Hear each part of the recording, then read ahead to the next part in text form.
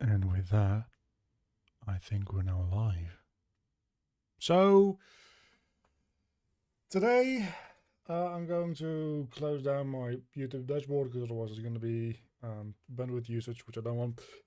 Today, what I am going to do is we're going to do some detailing on this dude here.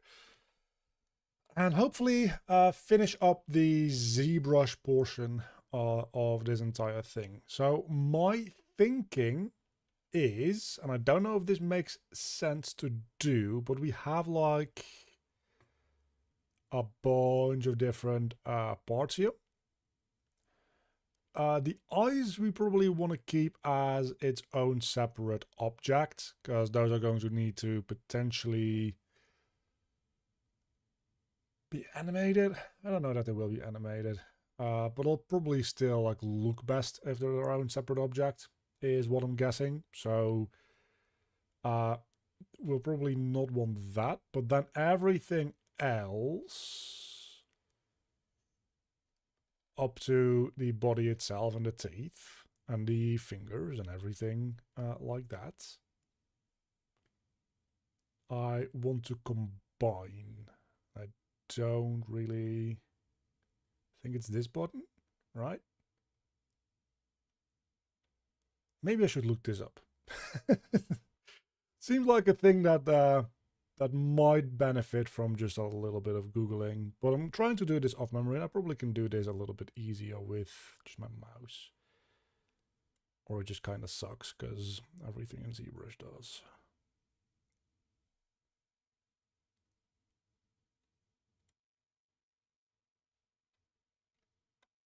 Let's just Google this real quick, just to be sure. ZBrush combine. You know what? Actually, I'm gonna ask ChatGPT. That's probably faster. How can I combine different objects / meshes in ZBrush? Because we're gonna go with like ridiculously high resolution now for like very fine detailing. Yeah, subtools. Append. Where does it say append? Is that no? No, that's not what I want to do.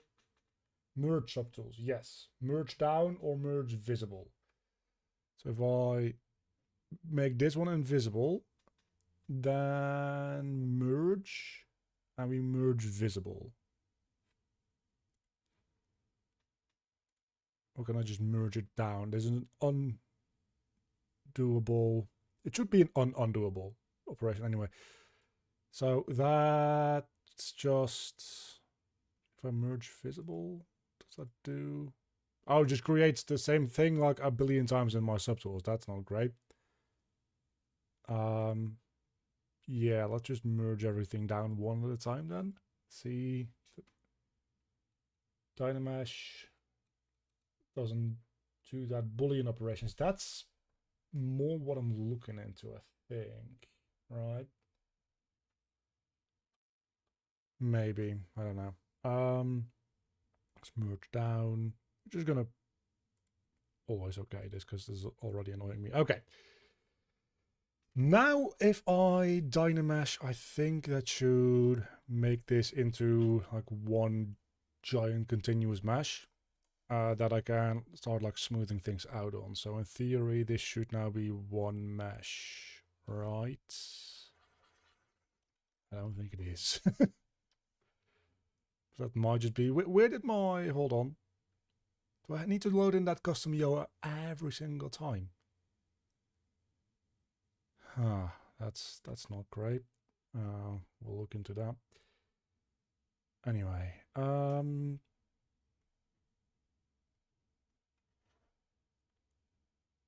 think it's in geometry. Maybe not. Surely it's on subtools.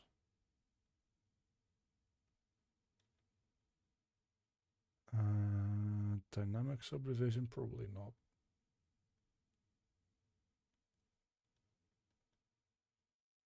Maybe it is in here. Remesh? No, I don't think that's it. Dynamesh, let's see. Combine objects, subtool, merge down, visible. Yes, select Dynamesh in the geometry palette. Did I just look over it? Geometry. Dynamesh. I am just blind. Okay, that combines them, but probably want to be a high resolution there. So let's go for like 2500 or something. And Dynamesh tab. Takes a moment, but now everything is like back up and connected. Make the brush a bunch smaller so that we can properly align or smooth these out so that they're a little bit more aligned. And I do have, yeah, I do have symmetry turned on. So this probably still wasn't the best way to do this. I am aware, but it's the way that I'm gonna do this. And if you don't like that, that's sounds like a you problem.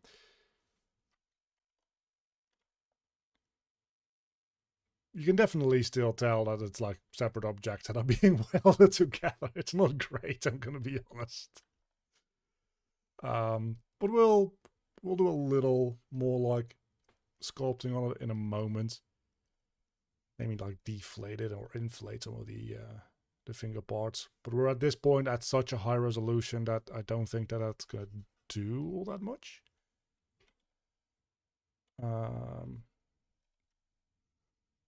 Right, it's not gonna really work very well, just due to the fact that just due to the fact that the mesh is so ridiculously tight at this point.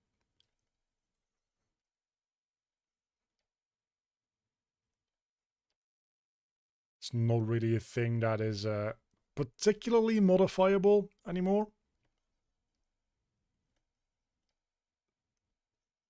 But this'll do. And then maybe we can do brush, I think it's called move, right? Move and then smooth it out a little bit again. That'll do fine. That'll do fine. Okay, so we have that. How did the teeth hold up?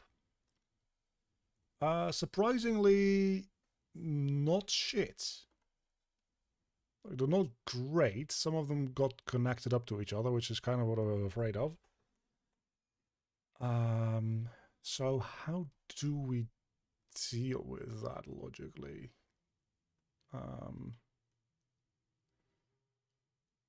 Maybe it just needed to be an even finer resolution, because this, like, it's a little late for that now. Oh, I suppose I can just go back.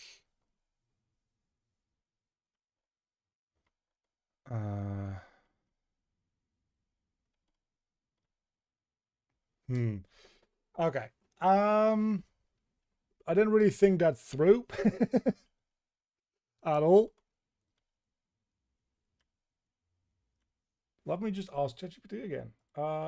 After dynameshing, some of the tinier details ended up getting connected to each other like teeth.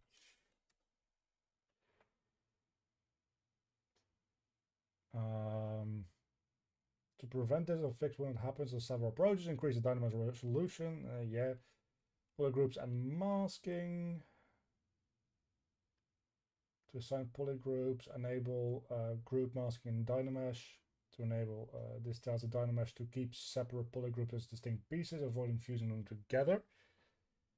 Yeah, but I want to fuse these into the mouth, so that doesn't really work.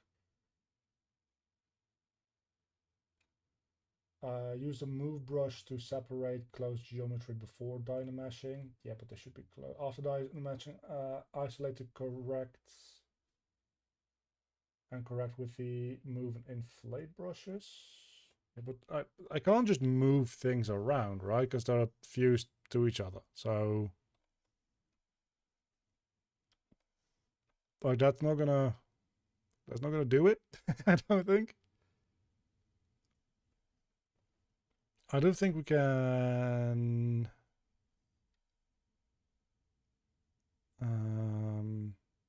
It's like a trim tool, right? Like trim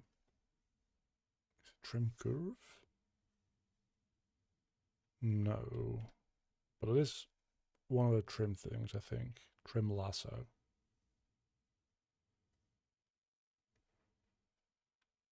That's Control Shift. So if I just like draw like this, it's going to trim all the way through actually. It's probably going to trim all the way through the model. What the? Yeah, so that wasn't exactly what I had in mind.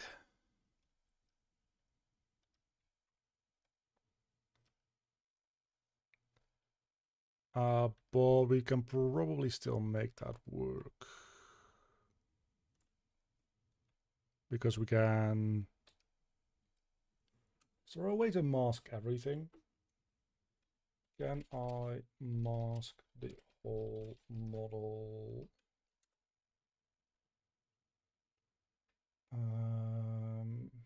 Control A. And press A to mask the entire model instantly. Okay, so Control A. And then I can... It's not what I wanted to do, but everything was masked, so that's fine. And then I can maybe... Okay, I can unmask with Control and Alt. We're getting there. So yeah, then we just... Okay, that's a little annoying. But we'll make do. So we just unmask these areas over here. What I should be able to do now is Control and Shift. And just like kind of cut this piece out. Hopefully. Or not. Maybe just like that.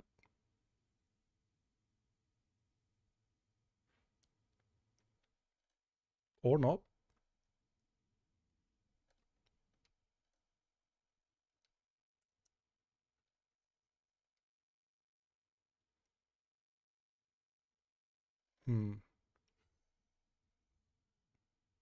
Realistically, that should just cut clean through, right? Unless I misunderstand what this brush is supposed to do.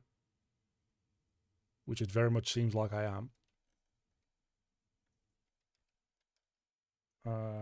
Unmask the entire model is Control drag on canvas, hold Control and drag an empty for tool masking, clear mask. Okay, tool. Where the fuck does it even say that?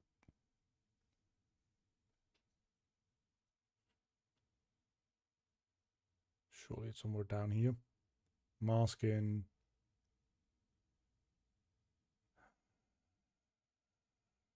Clear.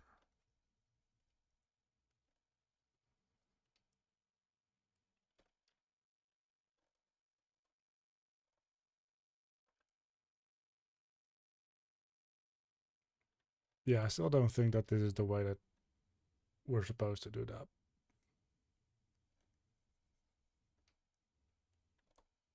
But these do need to get disconnected in some way, shape or form, so...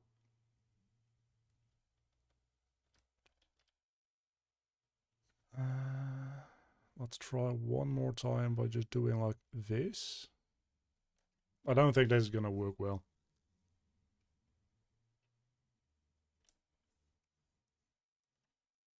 I wonder why it cuts it out like that.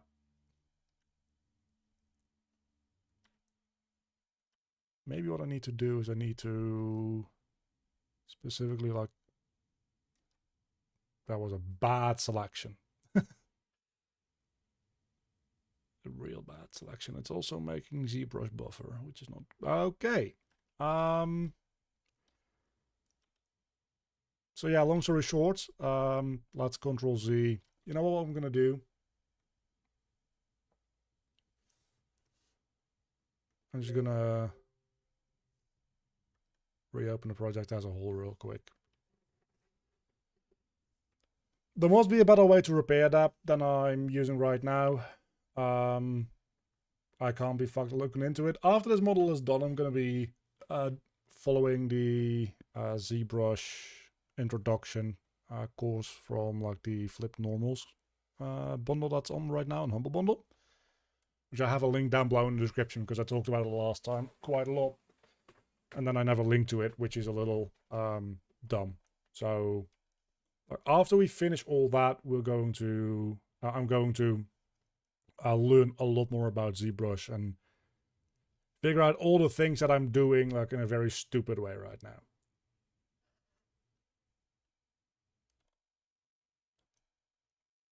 So yeah, let's actually just maybe sculpt these a little bit more into place beforehand now.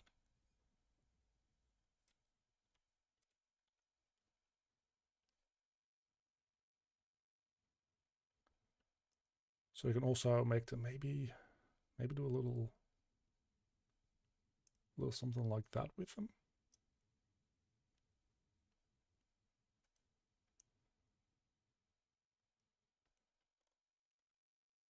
I think it was F, yes.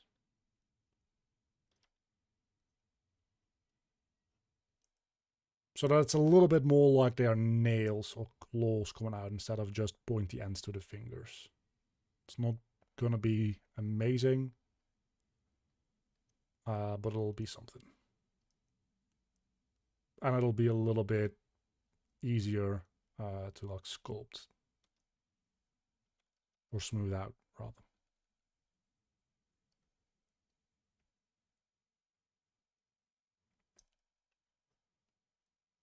Because they align a little bit better.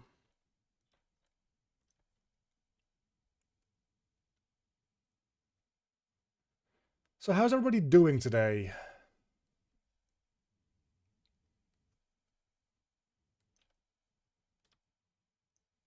I'm obviously doing fantastic, working with ZBrush, you know, always makes me happy. Not quite. It's not even a ZBrush issue. It's mostly a me issue. And with that I mean I'm just bad at it. It's a matter of practice and doing it a lot though. I'll get over it. Good evening to you too. Been working on your own sculpt. It has been going well. Hopefully it's going better than it is for me, because fuck me. This is some real stupid shit.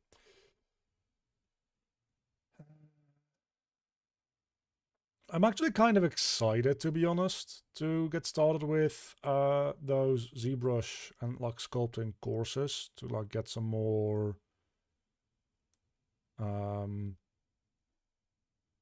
like structured learning materials, because it's the one thing that I'm always like, yeah, people watching Unreal Engine tutorials just like only the tutorials when they need, only learning the things that they want to learn in that specific time period, especially for people who are just getting into it. That's not gonna actually teach you a lot. It'll teach you more than nothing, don't get me wrong, but if you want to properly learn and equip yourself to learn more quickly and actually understand, and to a certain extent even make yourself not rely on tutorials anymore, because there's always this thing about there's not a tutorial for everything. You gotta learn to like not need tutorials anymore at some point. At some point tutorials need to be a source of like validation and inspiration, but not of primary information. That's the thing that I always bitch about, right? But then when it comes to things like ZBrush, I don't do that. So kind of got to put my money where my mouth is and do that stuff with stuff when I'm learning. And now that I have like this really good like bundle of informational content, I do fully intend to do that.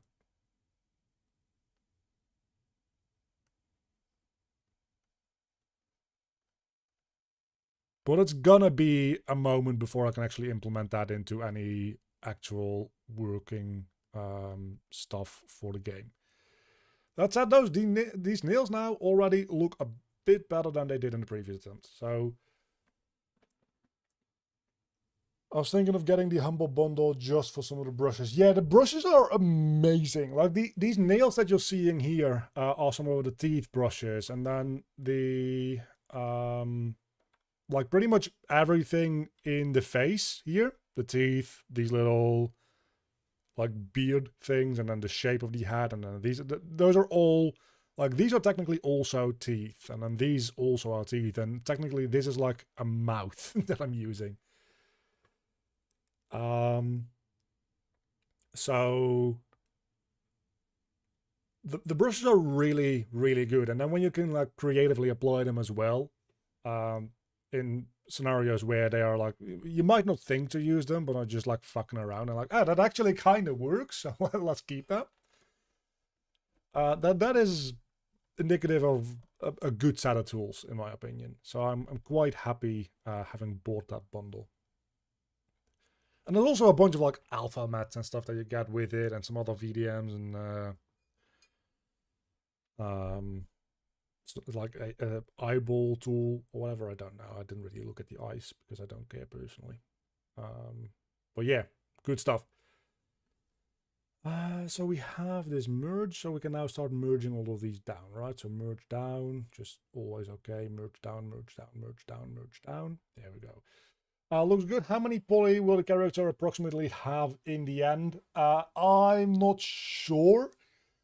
It's probably gonna be in the neighborhood of... It's always hard to tell with this kind of thing. I'm actually kind of thinking that maybe I just keep the teeth as they are. I need to align them a little bit more to the mouth, but they don't maybe need to be necessarily part of the same mesh. They can just be a separate mesh, and that makes everything just a bunch easier. Yeah, I think I'm gonna do that. So the teeth and the eyes both are probably gonna just be a separate mesh. It's probably gonna be somewhere in the neighborhood of about like, I don't know, 25,000. If I had to just take a wild guess.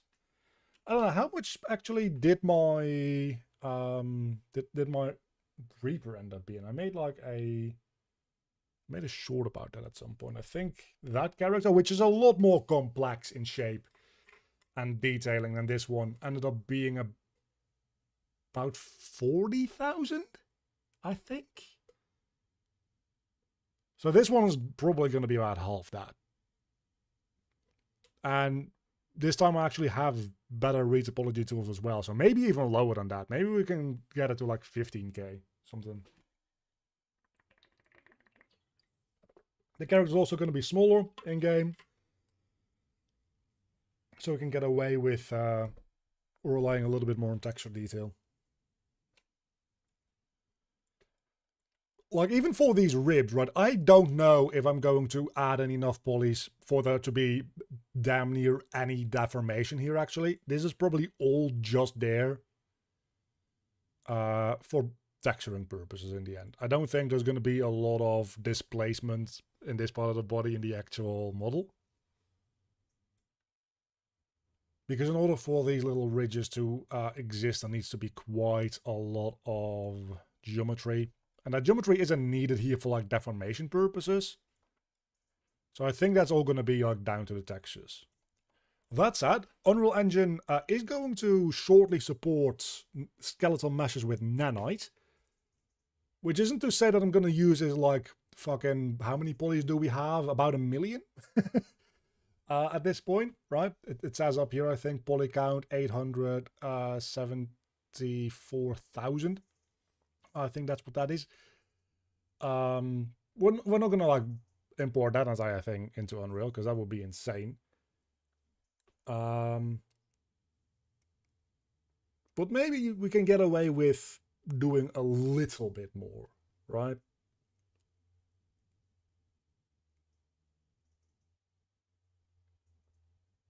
I'd like to model everything, even characters in Game Engine. I don't know that Unreal really has enough powerful tools to like make full characters with personally, but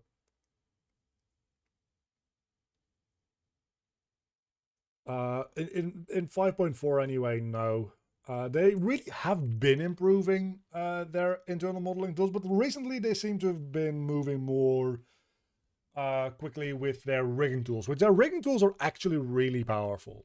I would argue that rigging in Unreal actually is more powerful than it is in a software like Blender at this point. Blender is a little bit more straightforward in my opinion, though. So where's Dynamesh? That's in geometry, right? Yeah, I just want to have like a separate menu that always has Dynamesh open. I think we set this to like 2500 a moment ago, and that was pretty good. Yeah. But the modeling in Unreal Engine, it's good, but I haven't tried sculpting in Unreal too much. I should point out.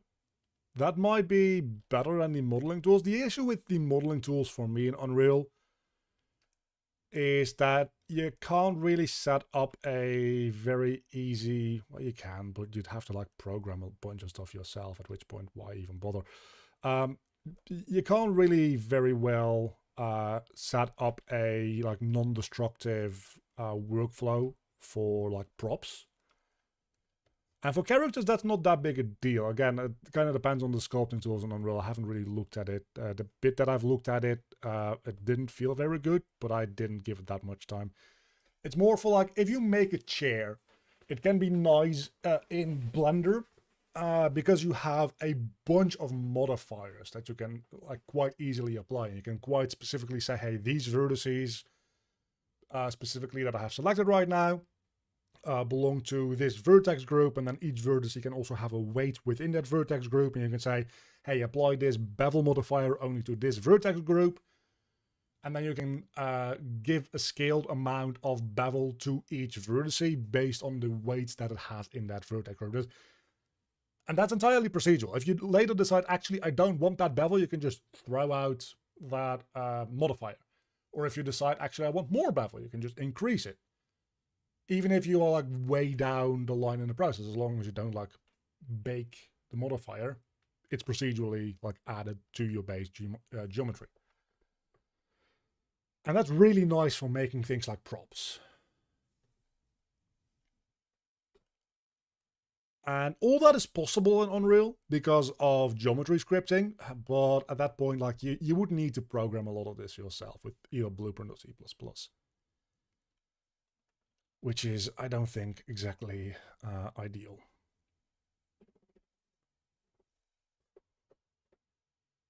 Random crashes in Unreal, I don't think I trusted for.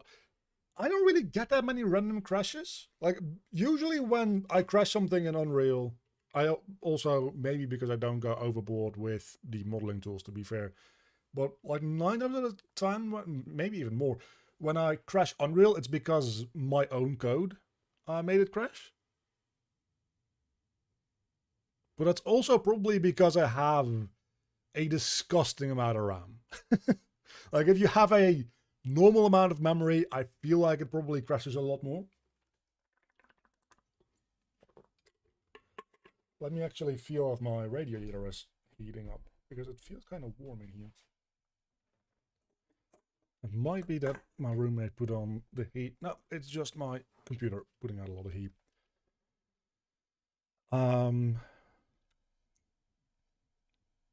I think we just want to use like the clay. That's not what I wanted to do. Brush, clay.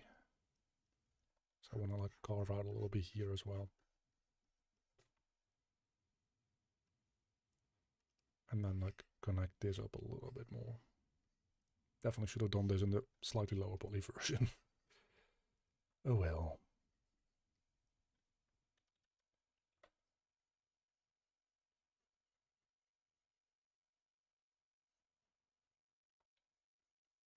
This is gonna be so good when I import this into Blender and then Blender just instantly crashes.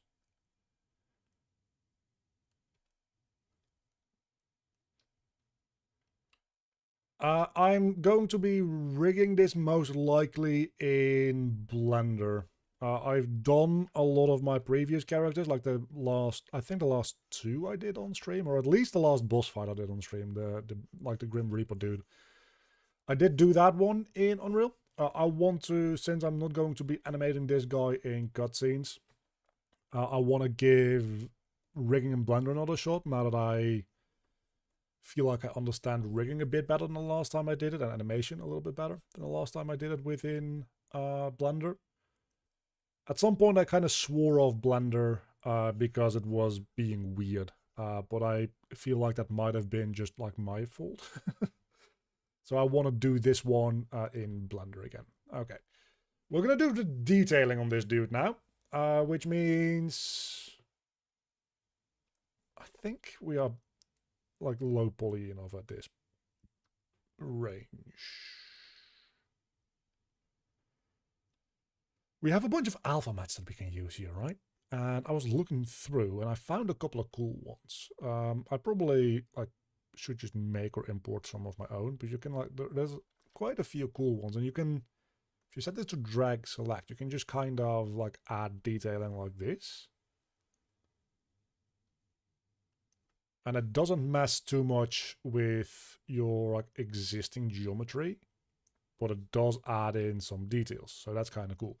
We also have a handful more brushes that I want to use on like his face and stuff.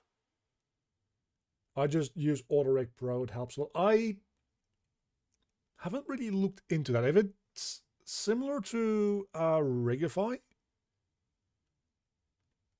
I personally run into the issues that a lot of things that I make aren't particularly like humanoid.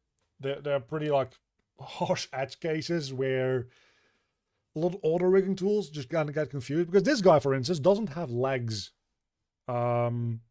which is kind of a problem for a lot of like auto rigging things, because they expect something that is at least vaguely humanoid or vaguely like dog shaped, which is kind of a, I think I just have these here, right? So we have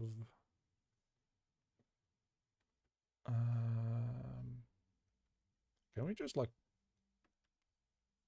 huh, that's a thing. That's actually kind of neat. Hold on. Putting that there.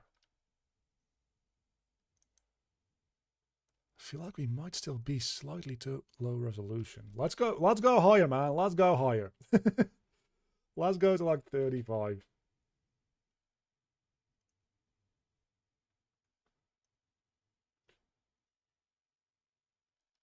That's kind of more like it. So if I do that and then I Dynamesh again, yeah, there we go. That's kind of cool. Being able to use like this rib brush like that. I think 3500 is a bit too much now that I think about it, because after we like apply things like these, hold on, let's go back to 2500. What we can do, like we can, not quite like right there, but we can like put one of these in. It's a little iffy, but then if I Dynamesh, it should, yeah, kind of sort itself out, right? Yeah, so that again, these are supposed to be ribs, but they also kind of work as gills. Kind of. Close enough. That's the alpha. That's not what I want. What I was looking into, I think last time, was the... not the armor, but maybe we have some cool patterns in here. I don't know that that is that useful for us.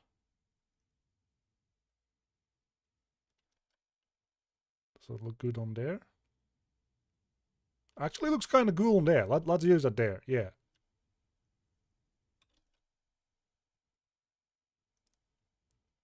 Sweet. I'm just kind of trying them all out and seeing if there's any that I particularly like enjoy.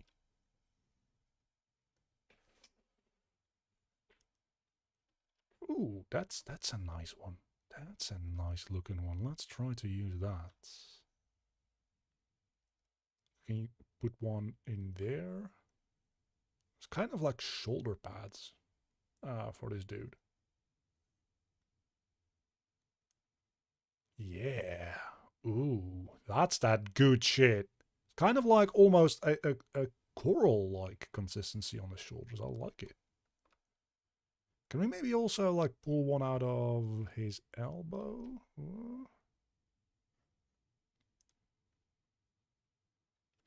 Kinda. Good enough.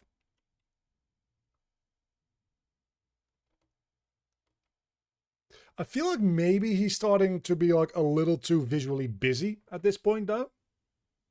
Reminds me of Groot. Yeah, that's actually a good one. It is a little like Woody, isn't it? It's kind of like Groot. I do think we should be wary of making him too visually like busy, because I think we're approaching that area already.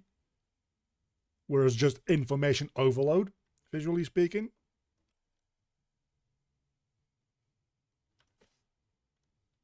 But I'm having fun, so I'm gonna keep going a little bit.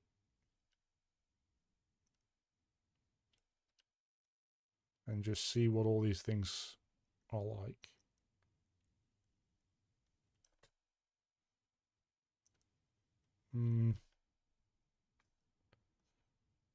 I also do think that the best looking... Oh, actually, could work. I also think that we kind of stumbled up on the best looking ones at the start. To be 100% honest with you. And I do think that like a bit of this could do with some like light smoothing out. This shit I'm kind of here for, but definitely not. Definitely not. Okay. That wasn't the one that I was looking for to begin with, though. But now that we have all this shit on there, maybe... Oh, it's breakup is what I was looking for. So yeah, what I want to have is like put a couple of holes in him. We also should definitely start with being asymmetrical now. So I can like put a hole in his chest here. Just like put a couple of holes in him. Like slightly decomposing. Now like a bit of breakup there. Should be like being gouged out slightly. Dynamesh just to see what it does. Like part of me wanted to give him one of those on his face, like right here.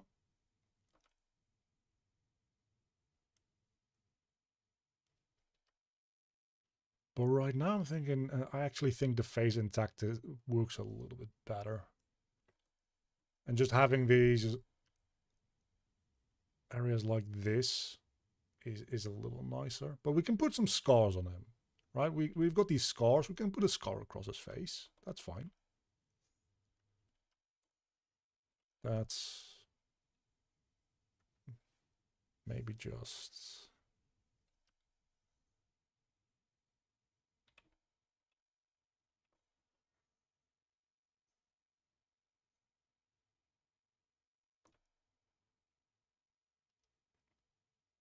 Yeah, that kind of works. I still think he's a bit busy. I think there's just a bit too much happening in this general area. And I honestly think it is at least partly due to this stuff. So let me just... can we just smooth this away? I don't think so. I think we're going to need to trim it away. I think trim dynamic is the one that I'm looking for here. So yeah, we can just like... we definitely want to do that with with symmetry on though. If we just trim this off a little bit, we can probably get back to it looking a little bit more smooth. And then we can add some like minor like texture detail, but like this actual like big proper like geometry detail, I don't think works that well on these horns here. I think these being a little bit more flat with just some like scratches and like battle damage probably works a little bit better. Like, I immediately think that that helps as far as like visual overstimulation goes. He's still a bit busy, and he's always going to be a bit busy, I think. I also had this idea to like give him a bit more of a scaly body initially. Because what I came across today when I was just playing around was like this alpha mat over here. And if we use this alpha mat with the just a simple clay brush on like drag out, that's the wrong alpha mat. I meant this one. That creates a pretty easy to apply like slight scale texture to him because it's just like a Voronoi, right?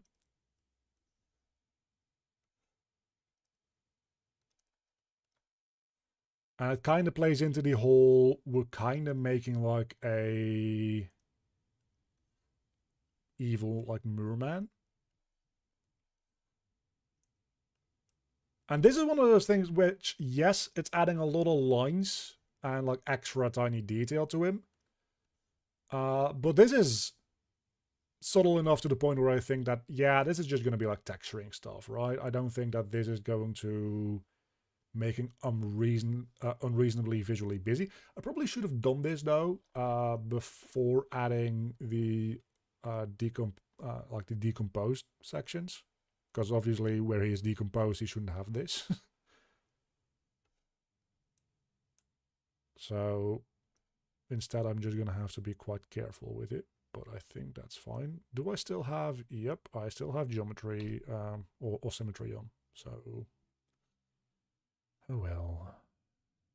It do be like that sometimes. Wait, do I still have some? Fuck me.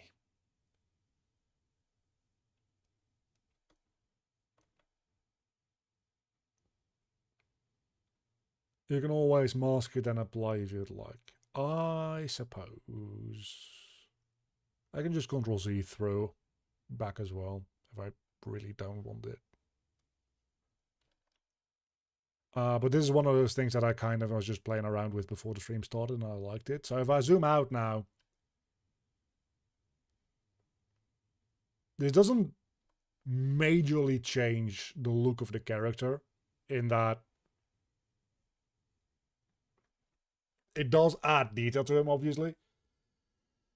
But I don't think it adds detail in a way that's distracting.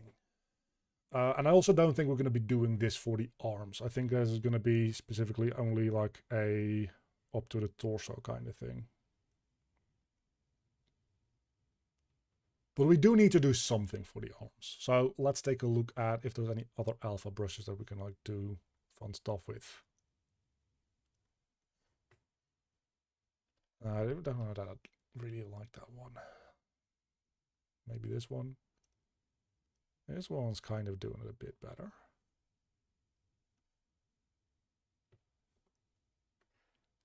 Yeah. That'll do it.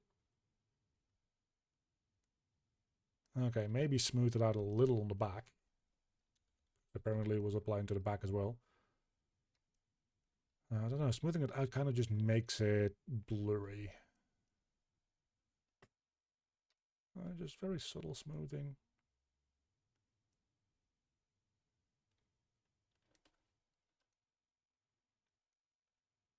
But I also think that that kind of works.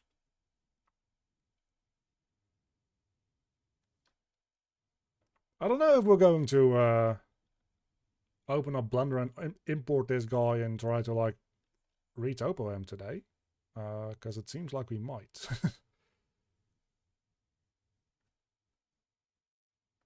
Which would be interesting to do.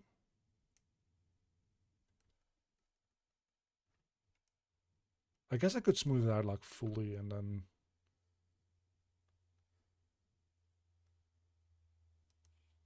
this is probably fine.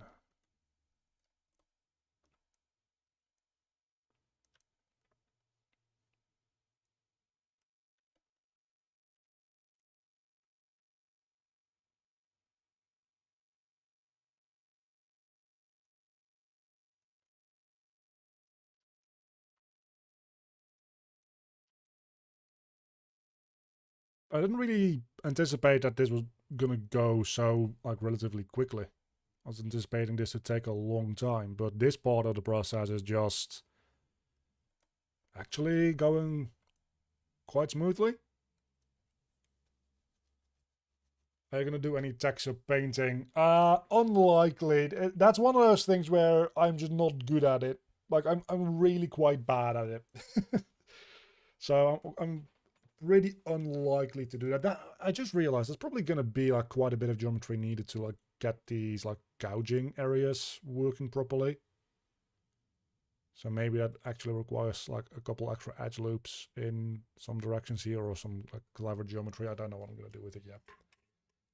But yeah, I'm probably just going to rely a lot on this high poly model and like procedurally add stuff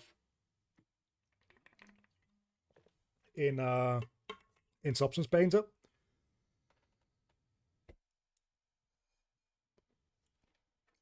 Because I'm just not that good at all the other like hand painted stuff.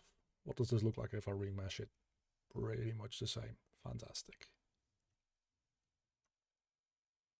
Okay, let's take a look at if there's anything that we want to do for his face. Because we probably want to add a bit of detail, but... you know...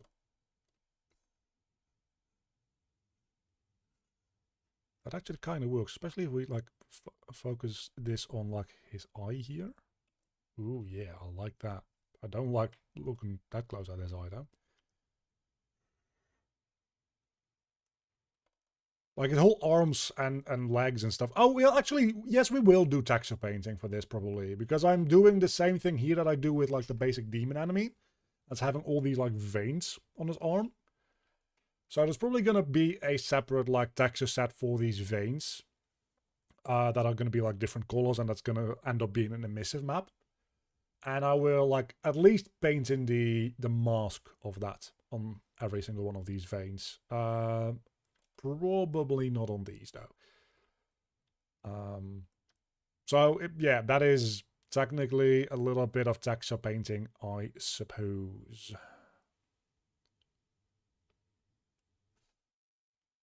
I like this brush. I'm gonna try to remember that. What the hell even is this brush? It's just arrows.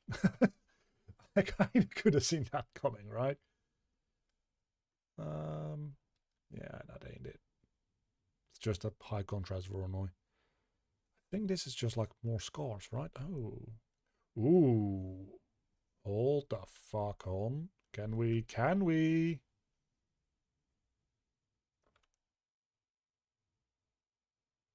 No, I think that makes it too busy again.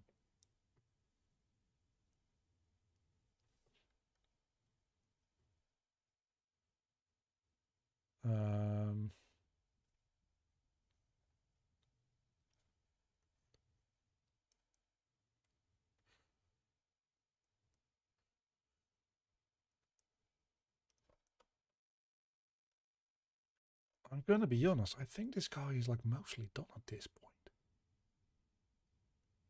I think he's a bit overdone still, actually. Maybe. Let's make those veins a little smooth out. Like, it's fine if there's a little of it, but...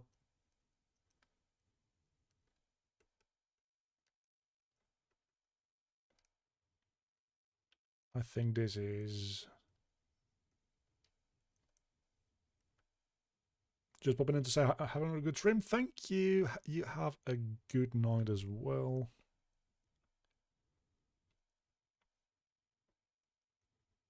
Yeah, I think if we keep going any longer, he's going to be like majorly over-designed, and I think he might already be a little bit over-designed, if I'm being real with you.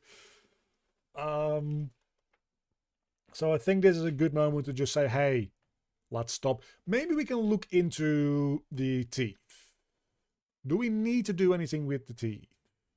Yes, we do need to do, well, not with the teeth themselves, perhaps, but what we do need to do is we need to get our, like, move brush and just move all this down into a place where at least, like, the, like, gums are clipping through the tops of the teeth.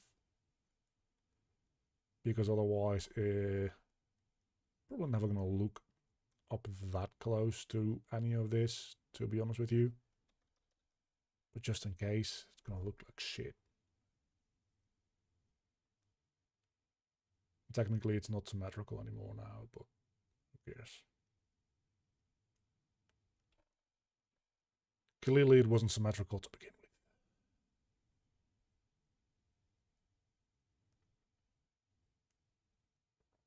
Oh, actually, that's probably a good idea. Hold on.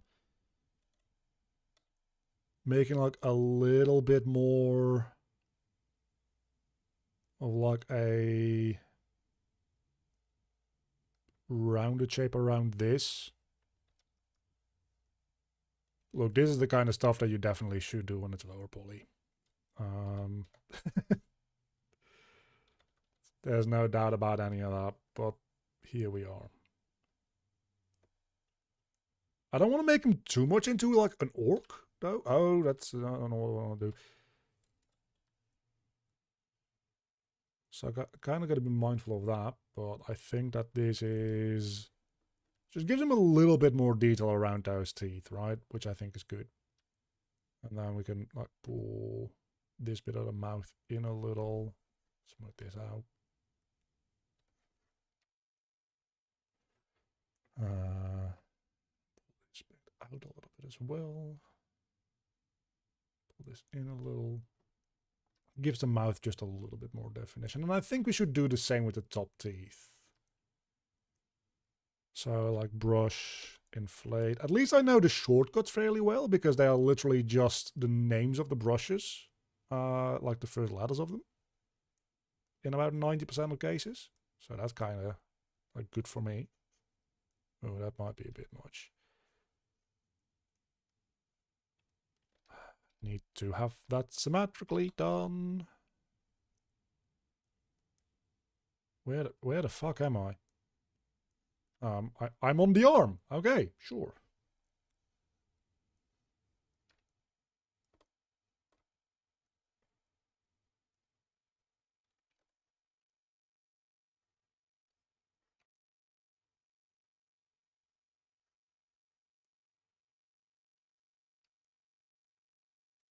Brush, move.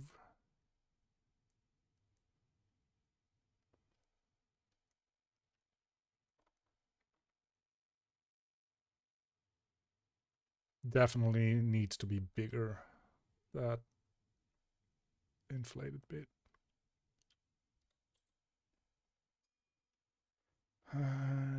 Yeah, but that's probably a bit more like it. We can smooth that out slightly, I think. And inflate it from the bottom. That's something you shouldn't say out loud too much. Again, don't want to have him too much looking like... now it feels like he just has, like, fucking mouth cancer.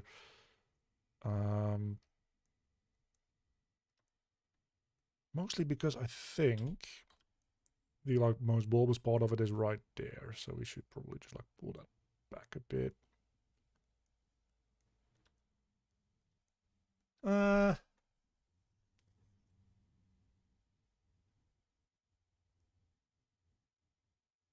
I'll say that that's good enough. It's one of those things I should probably never gonna actually look at for longer than half a second. Because this guy is gonna be, like, just character sized. Just look normal character size, the size of most other enemies. A little bit bigger than your own character. And look at how small that mouth is. Like, it's just the general idea of detail there. Okay, let's save that.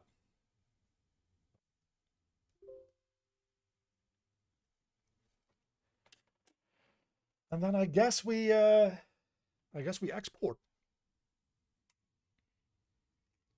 So when we retopologize this, I guess we don't retopologize the eyes and the teeth because those are just like low poly as it is, so we can just keep those. So we only retopo the character. Well, I guess the teeth and the eyes technically are the character as well, but you know what I mean. Right, that's how we do that.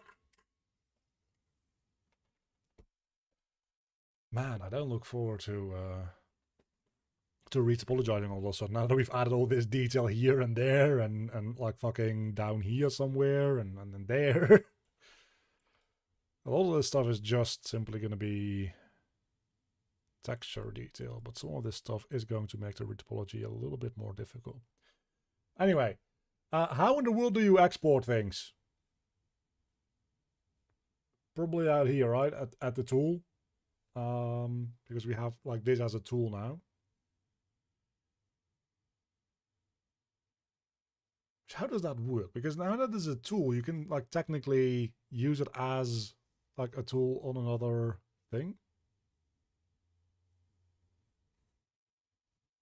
Anyway, save as export. I'm guessing it's export. Export as OBJ. Yes. For some reason it's called zombie version 1.3.obj. Let's call this zombie high res.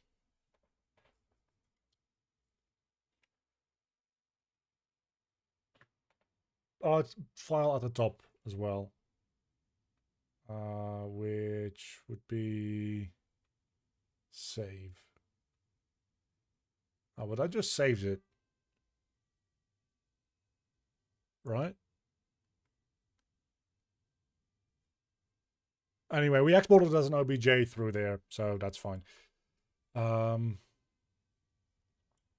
Also, there's going to be a little like pool of shadow and darkness beneath him, but we'll just make that in Blender. We don't need that to be...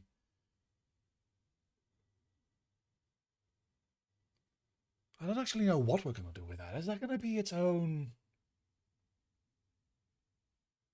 That's going to be its own mesh, because I want him to be able to like shrink down and like dive into it. And that mesh still be there. So it's going to be its own mesh with like a bone to itself, I guess.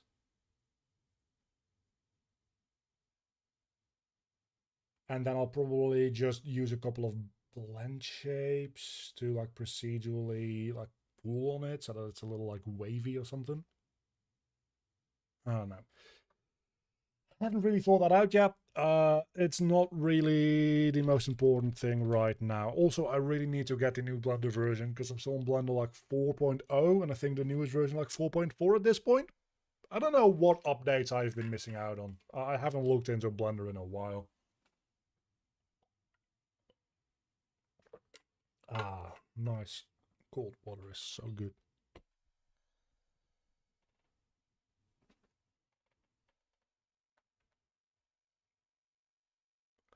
I think Blender's going to handle it fairly well, as long as I don't try to edit it.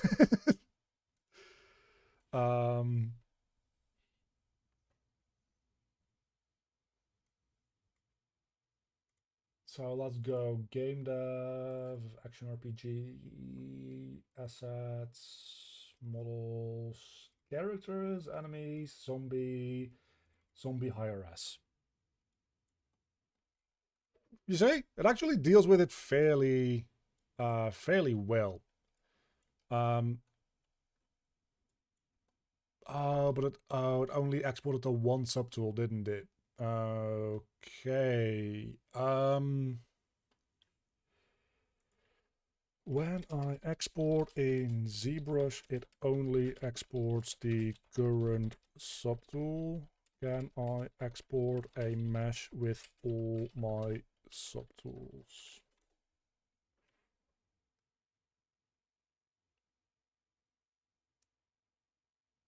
There are several ways to achieve this. Merge all the subtools and export. I don't know that I want to do that.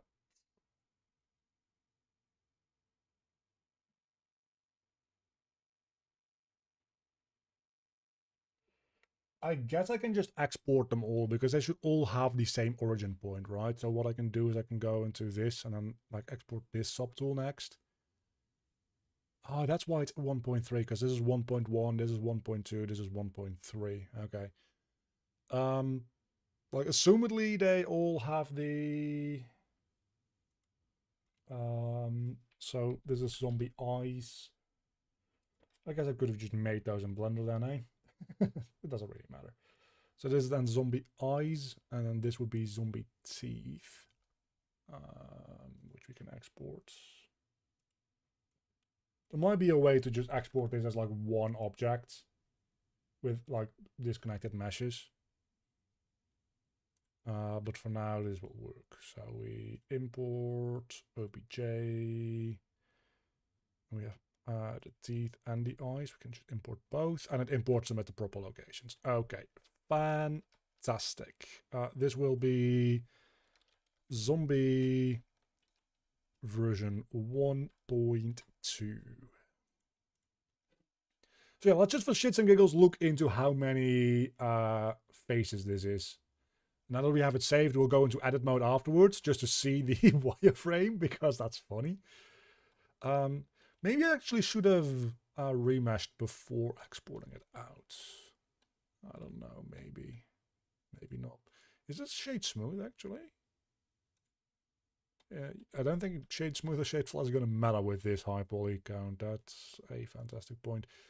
Down in here somewhere we have a statistics thing, right? I always forget where it is. I think it's in here, statistics. Okay, so yeah. About 2 million faces, about 4 million triangles. So if we go in engine with this, for like Unreal, because it's a game engine, it renders in triangles, that will be about 4 million triangles for this dude alone. 3.7, technically.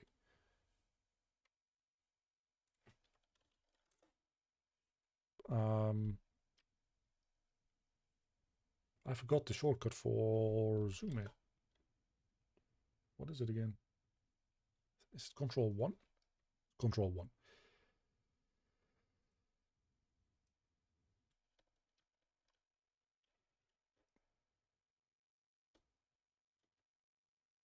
Oh, it is 4 million triangles on Zidle, actually, if I count the other. Ooh, but that means that the... Ooh, how tight are these? Ooh, those are pretty... Those are pretty high poly as well, to be honest. But if I'm being 100% honest with you, like the wireframe isn't even that horrible as far as like how detailed it is. Well, no, actually, it's pretty ridiculous. It's pretty ridiculous. Like, this is a wireframe. This is not a black material. This is a wireframe. Fucking look at it. Okay.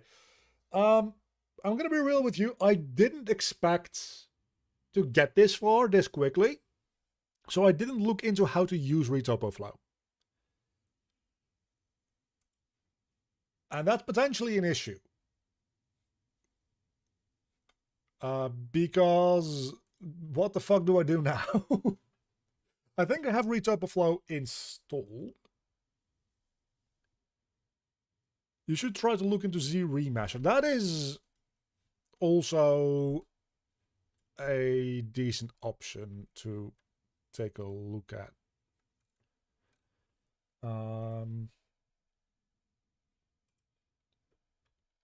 Tell me about ZRemesher.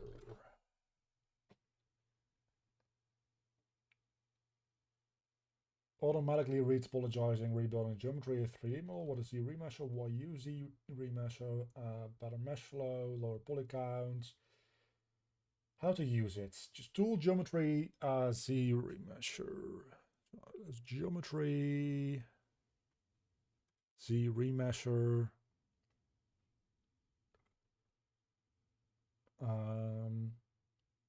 And I can set the target poly count, it says, right? So target poly count is 5?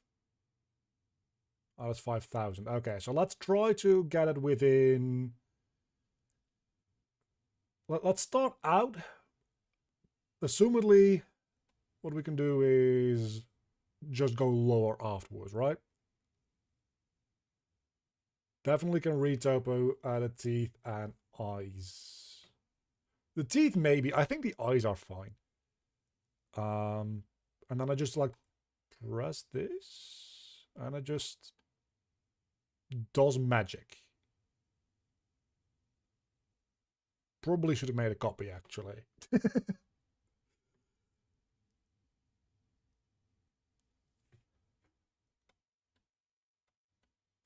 Not gonna lie, that's looking decent enough. But the issue with a lot of remeshes is that they are like super homogeneous across the board. So like they're gonna likely fuck up here. But so far this one hasn't. So that's actually kind of good. They're gonna likely like kind of fuck up here and start connecting meshes up together because they're just like dynameshes for the most part. But this is not too bad. So let's like lower this to like 20. Can I put in 20k? Or does that just go at that just does? Oh no, that is actually 20k.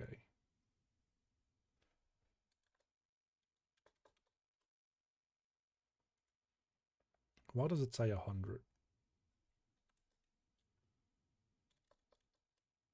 Does that go to?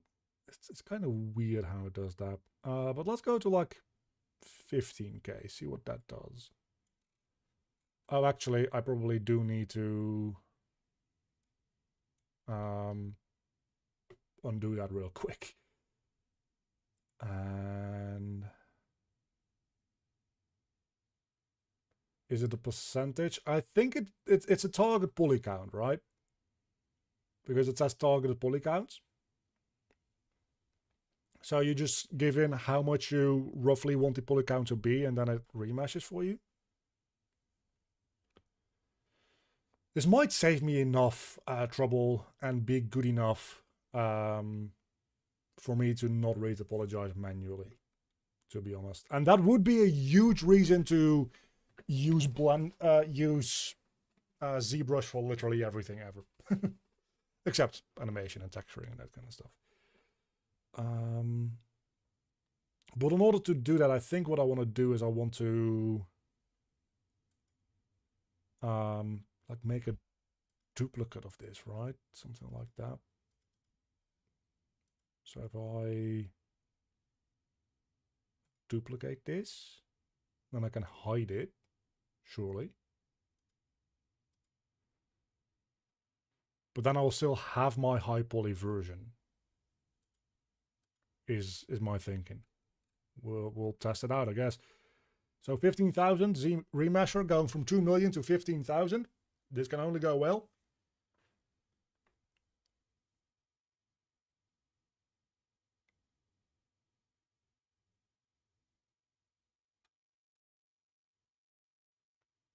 That's actually pretty good.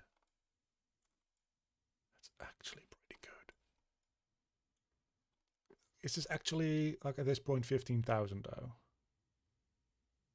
Because it really seems like it's a higher resolution than 15,000, not gonna lie. But yeah, so if I now switch back over to this, it's my full resolution one again.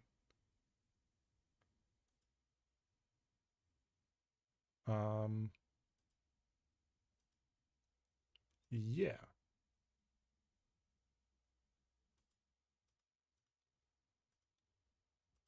Yeah, so I still have the full resolution. This is just the remeshed one. Is there any way for me to see the... how do I see the wireframe? Man, I love ChatGPT. Activate polyframe mode. Shift F.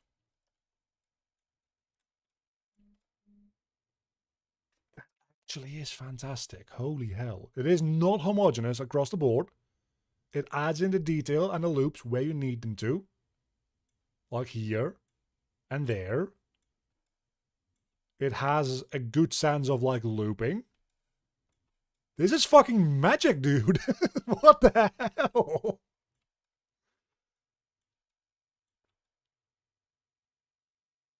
I mean, I do think I see a hole in here, though.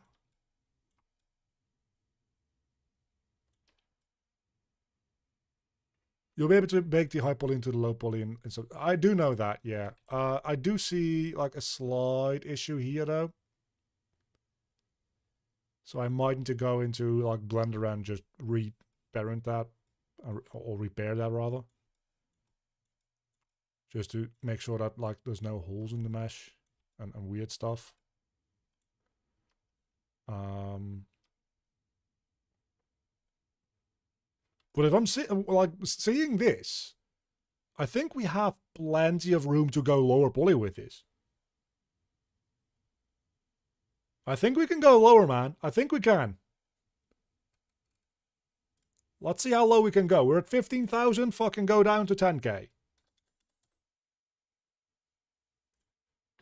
Oh, I think I actually... Oh, it just refuses to do it when I say 100. Okay, that's good. Let's go down to about like 10k. Maybe it's because I'm in... Oh, no. What the? No, what the? Yeah. I think it's just stop taking my bullshit. Because it's not... what the hell is this? Why is there a folder here now? I don't think I want there to be a folder. I don't think it matters, but I also... like, fuck off.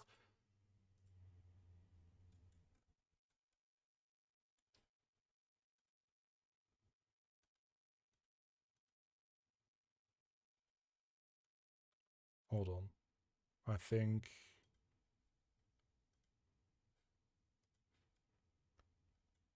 we're back at the 2 million poly version, right? Yeah, okay. Before we do anything weird, I'm going to save this as just a like backup real quick.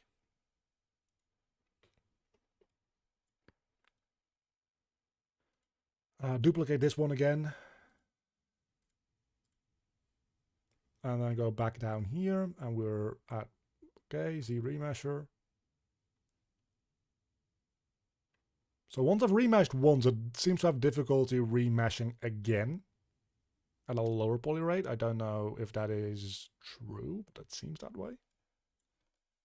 I think it still has, yeah, it still has these holes here. But those seem like, at this low poly rate, these seem highly fixable because it's just like bridge these, bridge those, and be done with it.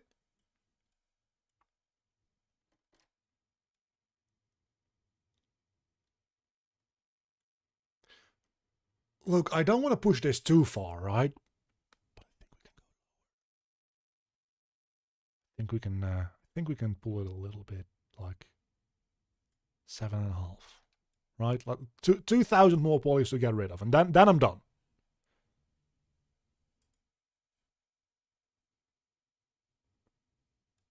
Yeah, that's about the limit, I'd say. But that is actually magical. Like this is actually... it's not a professional level, like, uber amazing retopology job, don't get me wrong. But it's a damn sight better than I would manually do.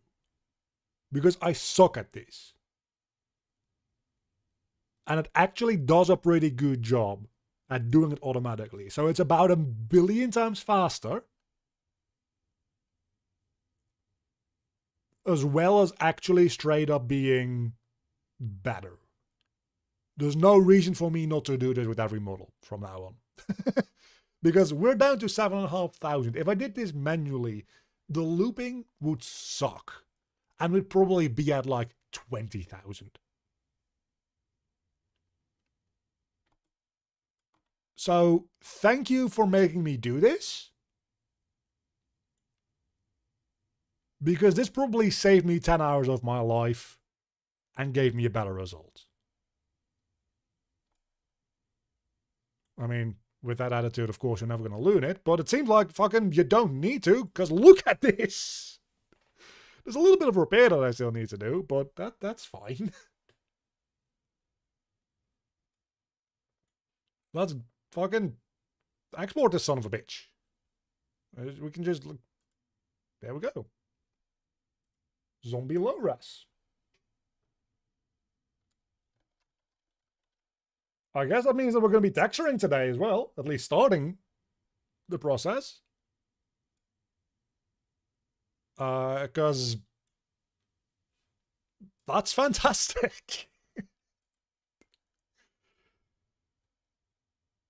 That is fantastic. I really do like that.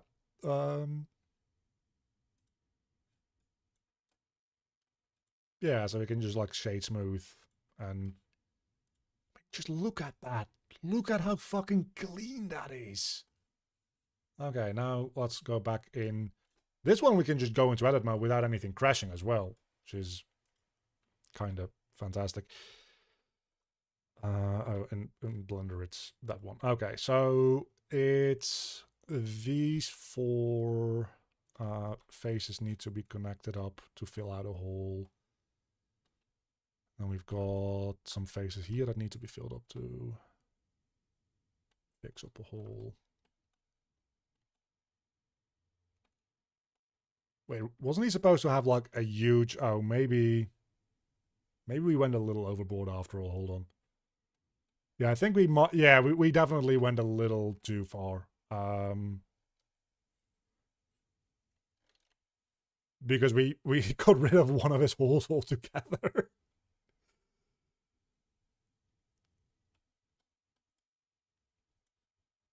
If we just like go back and forth between these two, like one of like the okay, 7,500 was too low, definitely too low. And we've lost that detail now, right? So we just need to delete this and try again. But we can just duplicate and try again.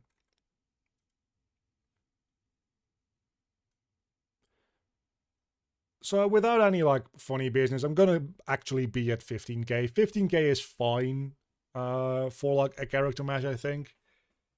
And that is gonna be like nanoed up as well at some point in the future, because I'm definitely gonna do that Unreal Engine upgrade at some point. If not just for these skeleton meshes, I'm also gonna do it for the like mega lights system. So that's 15k. That might even be low poly enough to the point where nanite is actually like giving more overhead than it will give me. I don't know. We'll see. Let's remesh this and try to look at like this side of the chest as well, because I don't want that to be like lost. So we might need to be slightly higher than 15k. We'll see. Will I ever get out of inventory hell? Okay, that's still too high. Can I just Control Z that? I can. That's fantastic. Okay, so we do need to like actually be at like 25k in order for this hole to persist. Hopefully you'll be out of inventory hell if you're following my inventory course. I do plan to release it like an improved version of it that I'm working on at the moment. Actually, I do need... seem to need a lot more than I thought I did. For this, which I guess I could just... I don't think I want to do that with just textures. That's the thing, right? I could make this, if I did it manually, pretty high poly, and then just like loop all the loops into it. Because it's just straight up getting rid of that thing. As well as a lot of other things, actually. So I do need to... Okay, I'm a little less enthused about it now, because I am back at about like 60k right now in order to maintain the actual like depth of everything. Where I do think that I guess it does maintain all of the loops around the entire body everywhere, so it'll animate better this way anyway. But I'm like not thrilled about it.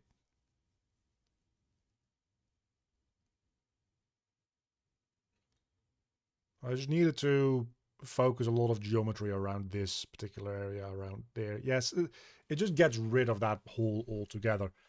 I do wonder, how high do I need to go? Do I need to go full on 100k for it to even like maintain? It doesn't need to be as detailed as this. It's just like, as long as there's a bit of an indent there, I'm fine. Then again, I guess I can just like push and sculpt this around as well. Like I can just kind of do this, right? Oh, much bigger. I can just kind of like do this, right? That is a thing that I very much can do, and I'm like smooth it out a little.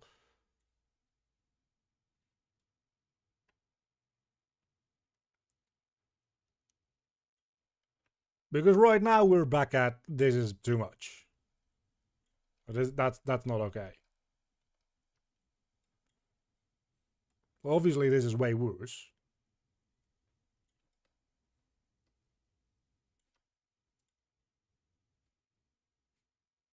But if we're gonna do that, I might as well do it in here, I think. Because like the 7,500 one, straight up not that bad. As I said. So like if we just go into like sculpting mode here and we turn on the high res as well, what we can do, we can just kinda like sculpt everything into place. If I, okay, so now I have the opposite issue. Now I don't know how to navigate through Blender anymore. Just like the grabbing brush, and then just kind of pushing things roughly into place.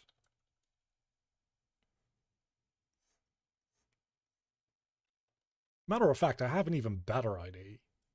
What if, this might be a bad idea instead of a better idea, but what if we just took this and we shrink wrap it?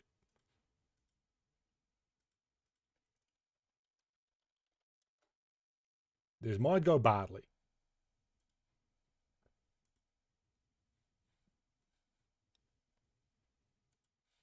That's still low res that I'm hiding now.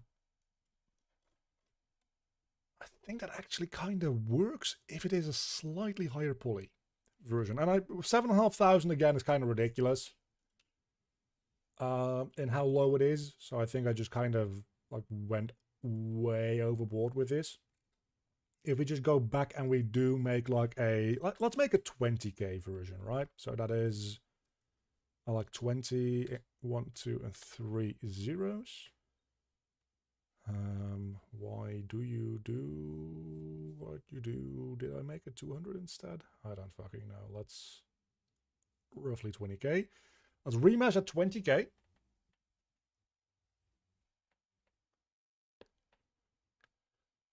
So that is, what is it, like a factor? That's 1% of the faces that we maintain. So that's really quite good. It gets rid of this area right here, and it doesn't have that much detail, but it's probably going to be enough, right? So we can just export this specific one again as low res. Just a little less low res than I thought it was, but still low res enough. Let's get rid of this one. And then we import OBJ, low res, shade that motherfucker smooth. Yeah, and then I think if we just shrink wrap it over the high poly one as well, again.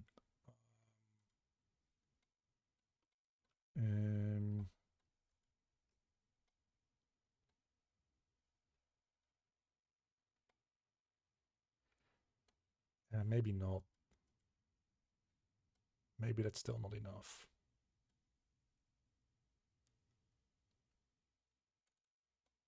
But I bet this is going to animate like a pro, because look at that fucking topology, man. Like, if this animates like shit, it's like straight up just my fault. I'm just gonna see what happens when I try to deal with this in Substance, I guess. It's not even that bad though, is it? Oh, I think the issue is that it has... Okay, so the issue is that it's trying to like... That makes sense why shrink wrap wouldn't work that well. And that's also probably why the retopology is like averaging out the like heights here and the lows inside.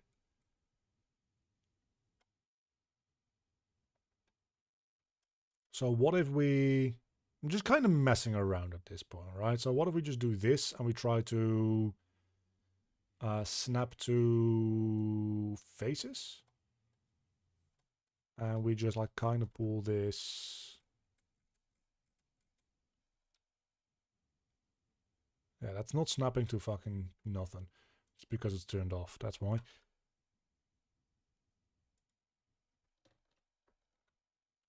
So like, we can do it like this. At least that's given us something.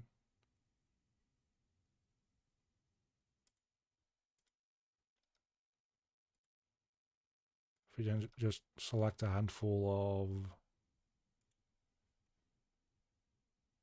of... is there any way for us to... Just like I said before, right? Can we shrink wrap only... Well, now that we've done this, maybe shrink wrap actually does work better. Hold on.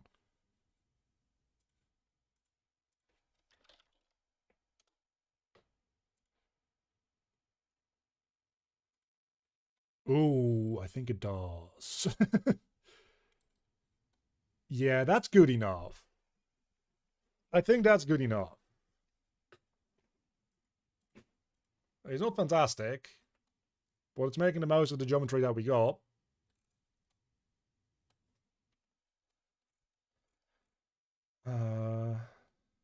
Ooh.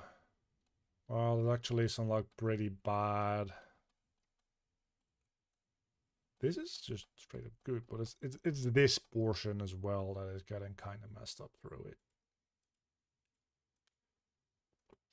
But that was the question, is can we say only a certain vertex group? Yes, we can. So we can paint in that vertex group. So where is that again? I think are these vertex groups? That's particle systems. That's something else entirely. Here we go, vertex groups. So this would be like scar displacement.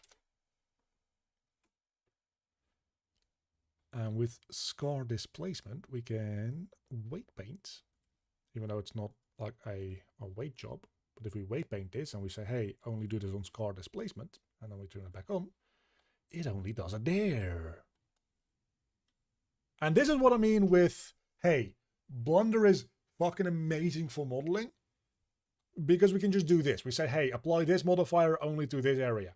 Done. It can just be as easy as that. And yes, it is still a little bit messy, but it's always going to be a bit messy when we do it like this. But at least we have like a part of the actual like indented geometry back.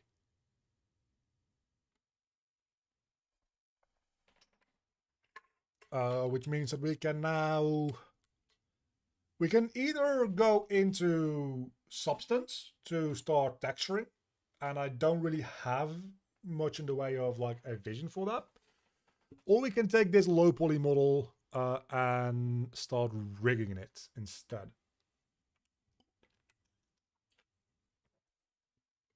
Which I also haven't planned out, because again, I was not expecting to even finish ZBrush today, let alone have a low poly version of this model. Well, lowish poly version of this model. I still do maintain that like there's a lot of loops going in around these arms which aren't exactly needed. So if I were to like be skilled in retopology and do this manually, I could save on like a couple thousand extra polys that aren't needed in like these arms around here and around there, because there's not going to be deformation in this general area, right? Like that's not going to be a thing that happens. So it doesn't need that high detail. Same with like a couple of loops like around here in the up and down direction.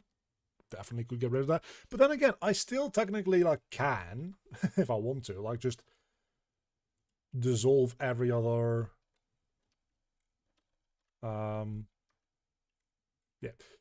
every other like loop here we can just dissolve.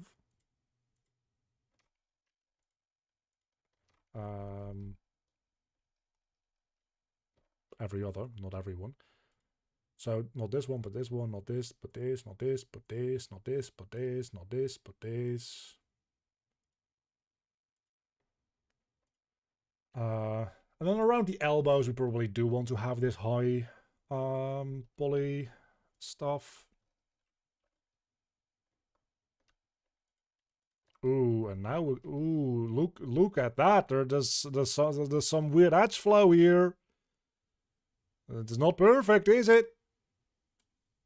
That's just because it actually does a pretty good job making like rounded edges for those. And technically this would all be elbow anyway. So like if we go, ooh, but it actually fucks you up all the way down to, ooh, everywhere. Okay, yeah, so the topology actually is not that good, turns out.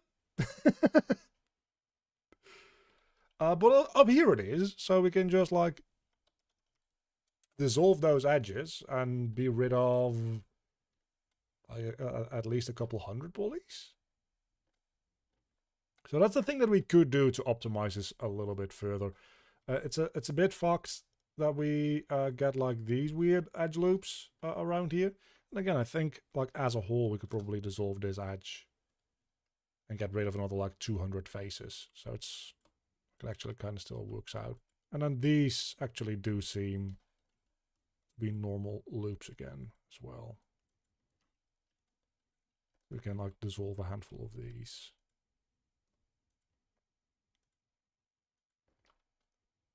This will also make the weight painting easier to do, so it's probably worth it to like spend a bit of time tidying some of this up. And then the question becomes, do I need to like... What the fuck even is that edge? Yeah, okay. I'm still impressed with Z Remesher, but there's definitely like a... It's good enough, but it's definitely not perfect kind of thing going on. I don't know what NVIDIA wants me to do there.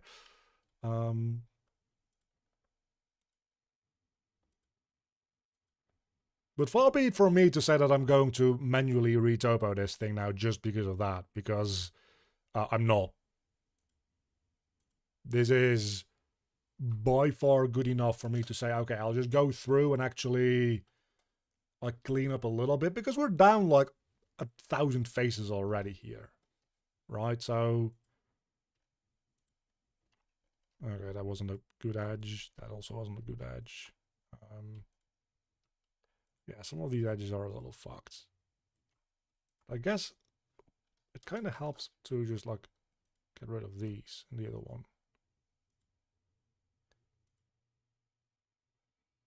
Yeah.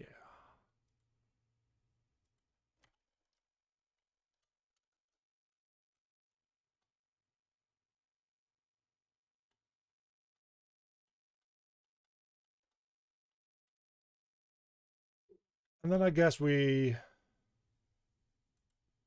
these ones we don't even need to like remesh, right? We can just decimate them because they're not going to be like deforming or anything, so it's fine. Maybe unsubdivide them with like 3 iterations.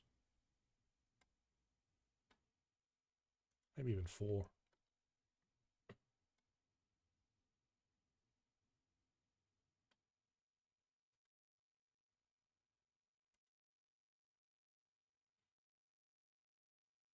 Why do they have 18,000 faces still? What the fuck?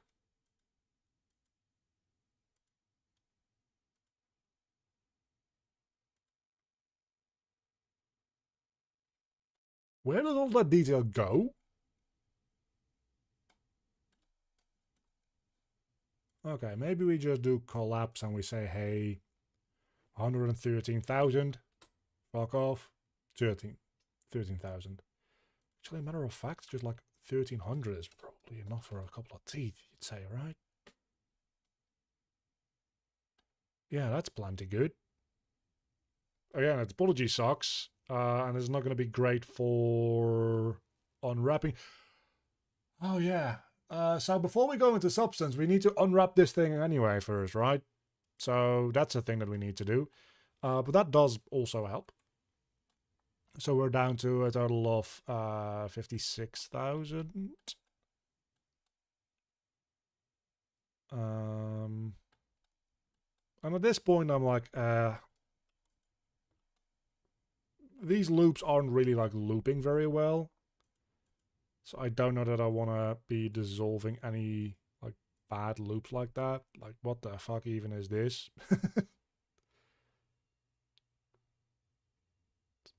It's not the worst loop, actually. And probably... no. Like this very specific one we can probably dissolve. Not decimate, but dissolve.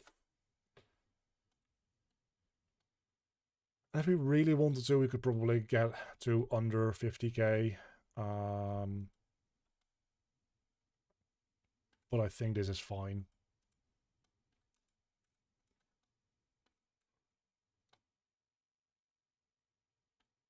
Saved me a lot of time.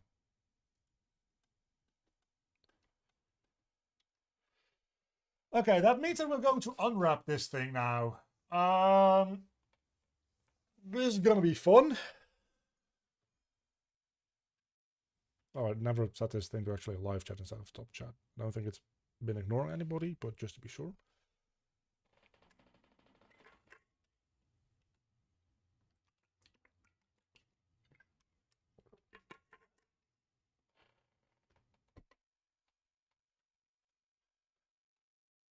Okay.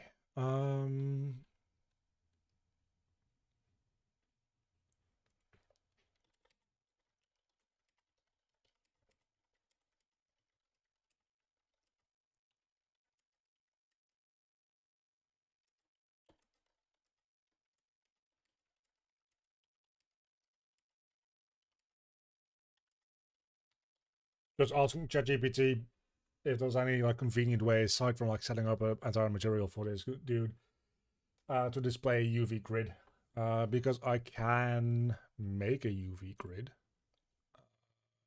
Like if we just go to shading and I make a new image texture.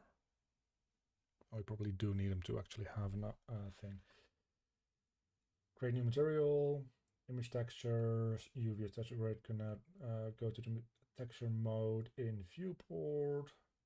Yeah, okay, so that's what I know. There's a way around all that, but we'll just do it like this. That's fine. Image texture. We'll do what is it? I think 469, right? 4069 rather. UV grid. Okay. Base color.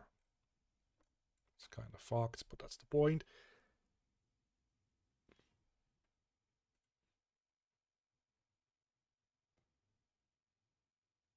Okay, and then hold on. Go to texture mode and viewport, and 3 viewport switch from solid to material preview mode next to the solid view button. So this is material view, yeah. Okay, so this will now live update as we go. So definitely the first thing to do here would be... Oh, we also need to make like the puddle of darkness that he exists in.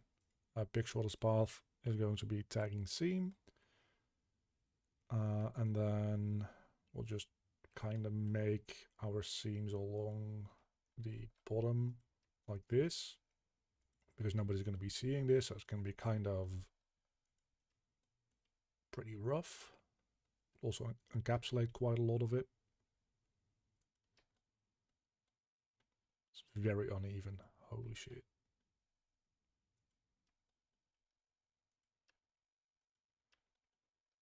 Nope. Okay, so that's the first one. I'm thinking I want to have a seam just all the way up his back. We're going to be projecting most of the textures here anyway, so I don't think it's actually going to have a lot of visual seams. But it's kind of nice to have like good geometry so that it's not a jagged line, right? Because that's what it very often ends up being with like Decimate as a quick and dirty way to lower your poly counts. And then once we get down to like, yeah, once we get down here, we can start making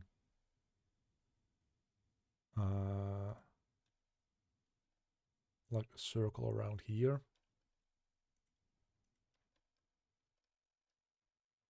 How does that work? Yes, oh, that's why, okay.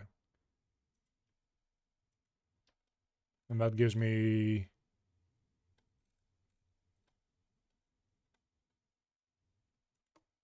So you can probably just take one of these loops as well.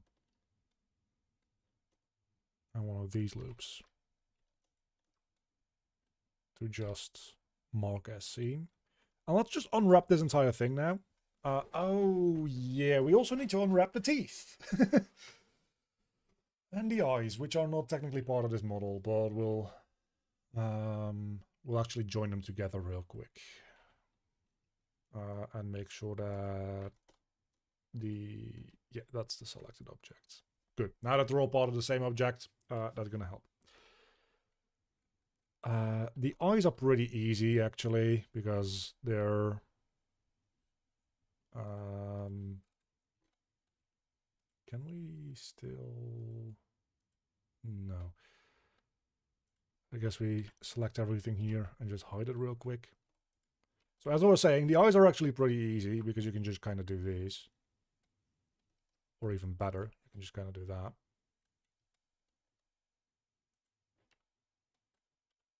Mark those as seams. The teeth are going to be slightly more fucked, I think. Not even. And the teeth still are quite high resolution. Is that possible?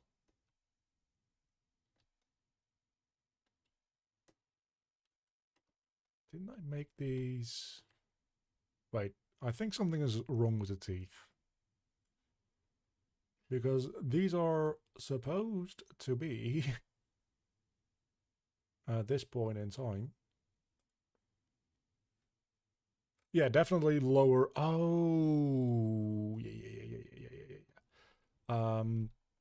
Let's uncombine them, because what happened is I combined them before applying their modifier, which got rid of the modifier instead of applying it.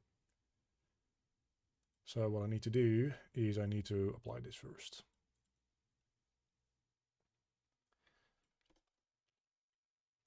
And we might make this into 2 materials.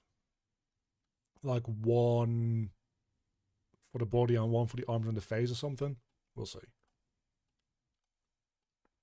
Definitely some other characters that could do with more than one material.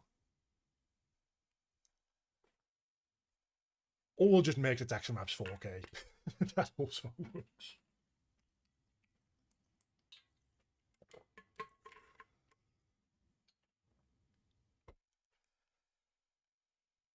It's kind of like a 50-50, right? Because you can make... If you make texture maps 2K and you only need 2 materials, technically you're only using half of a 4K texture. So that's a little bit better. Then again, you can just make them like 2.5K. Anyway, doesn't really matter for right now. So join these things together, and then once again we hide this dude. And now these will be a pain in the ass to unwrap. Well, not these ones. These ones will be fine. Maybe try to at least select the same like corresponding loop for both of these. So yeah, these are much lower polygons now, which means that they are not going to be easy to work with. But it's also not that big a deal. essentially they're still just cylinders at the end of the day. So you're just gonna like go around and then go through, and that is enough. Might even be like a little overkill, to be honest with you. Might not even need that much.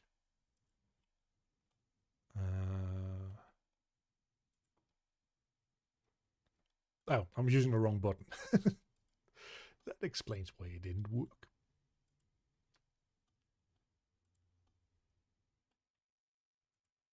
So yeah, this is what I mean with all these jagged lines, because we're using decimate. These lines are a little weird, because it's just trying to get to a certain poly count as optimally as possible.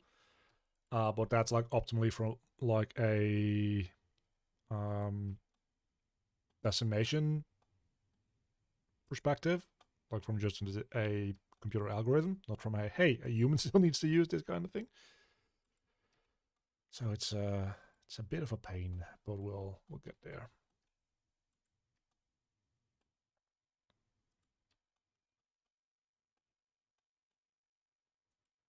Just need to do this for every single tooth. And I'm not going to do the teeth with auto unwrap, because that's going to be a shit show. So you're just going to kind of have to bear through with me here, and then we'll be on to some other stuff. We very likely will be able to finish the unwrapping process today as well, which is insane, because the thumbnail of this stream still says like detail sculpting, and here we are unwrapping, getting ready to bake.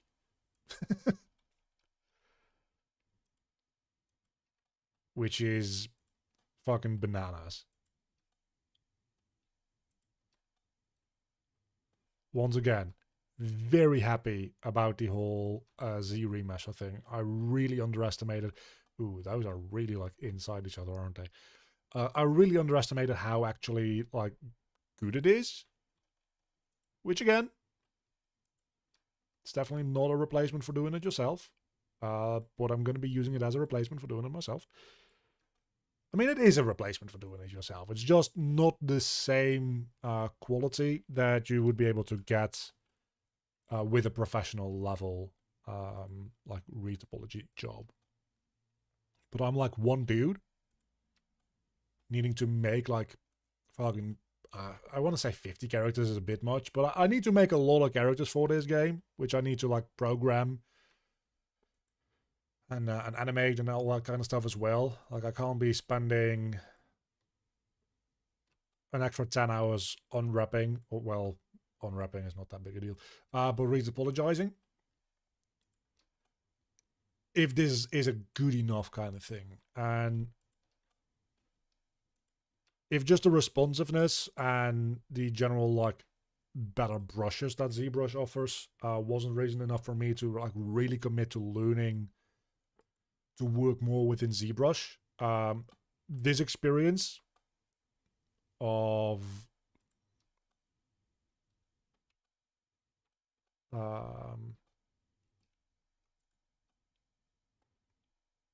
lost my train of thought there for a moment. This experience of using Z Remesher definitely like sealed the deal for me. Like I could just use Z Remesher, just Z Remesher, right? That is a thing that I could do. But it feels like if I'm going to be paying for ZBrush just to be able to use Z Remesher, I really should be. I really should be using the software as a whole for what it's like used for, which is making actual models.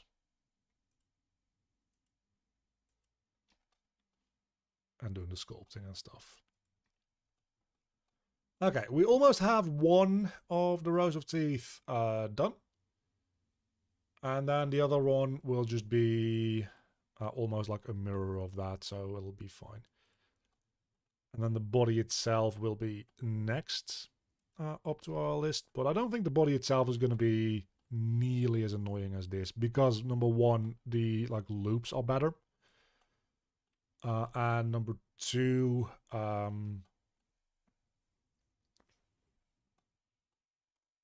there's just not that much going on in terms of like shape. So once we have these teeth all the way marked, I think we're almost done with this part of the process as well. We are making such good progress today. I'm going to be honest with you, I didn't expect today's stream to get anything done almost, because I've had a quite long day of work. It was I worked on some fun projects today, or well, one fun project rather, but it was kind of exhausting because I've been listening to like coding stuff all day on like 2x speed, and that is it takes a little bit out of you. It's interesting stuff, it's fun stuff, but it's also quite draining. And I've worked through like 7 hours of footage today. So I was expecting my brain to just be entirely done by the time the stream started. And it kind of was. But the fact that we made so much progress is making me really, really, like, legitimately quite happy. Because a lot of the time when I start up something on stream or just like any session of work, even when I'm like not live, 9 times out of 10 I don't get done what I want to get done because like stupid shit happens and things get slowed down. And that's just kind of how production of literally any project works, is what you expect a timeline to be, like just double that, and that is the actual timeline. And at some point you just kind of start assuming that. But it still is annoying on a moment-to-moment basis that what you were hoping or expecting to get done in a certain amount of time is actually taking so much longer. So when the rare occasion happens where it's, oh, that's fucked. When the rare occasion happens when it's actually the other way around, where you make a surprising amount of progress, so much faster than you were expecting to. I was expecting to be at this stage of the process, right? Unwrapping. Like sometime early to mid-November. And here we are. In like mid-October still. At this point, I am, you could say, a month ahead of schedule on this project, which is fantastic, because there's still a lot of stuff to do. I did have my first playtest session, like in person, yesterday as well, and I do need to do a few more things before I like make that playtest build public. So that's one of those things. I'm like, okay, that's maybe we won't do that on stream, but because we're finishing this quicker on stream, that means that other things that I was planning to not do on stream, I can maybe do on stream after this project, which means that now suddenly time becomes available outside of stream for me to like do the last little changes and debugging things for my test build, which means that I can start testing sooner. So that means that like this test build will probably be mostly finished by the end of this weekend. And then I will do like one more in-person test, and if that one passes through the everything at least works, doesn't need to be great, but at least works kind of test, we will publish the Google Doc with the link in it. Anyway, I rumbled my way through all that, and everybody has left. Okay. Oh, man. I rumbled my way through those teeth, and those teeth are now all marked up. So let's go back to this, and we have those there, that's there, that is, we probably want to like also one of these loops as a seam. Oh, that's definitely not the loop that I wanted to select. This one still does that. This one, okay, so this is the loop that we're going to be using. And I think if I unwrap this, we're probably like fairly close to a workable-ish Like the face itself is definitely going to need... the face itself is definitely going to need a bit more. Let's... like mark it down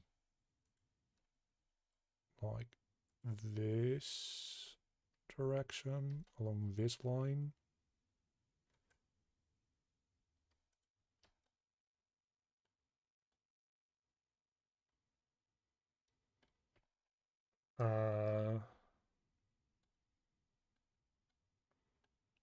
And it would be nice if I can symmetrically just get the same one here as well. I think it's this line. Yeah. Okay.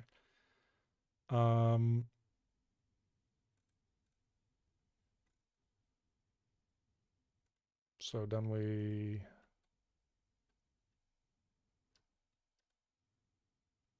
Actually, I think the way that we're going to want to unwrap this is... Ooh, that's a good fucking question. Not like that. I don't know how, but not like that. I think we want to unwrap this portion along...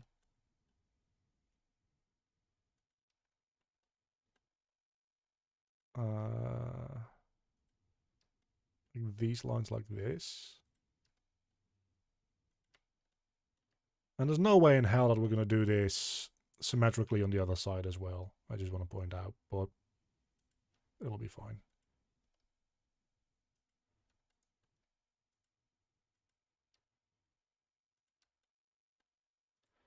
That actually wasn't that bad. Oh, but if we're doing that, we probably don't even need these lines either, so we can probably unmark those in a moment.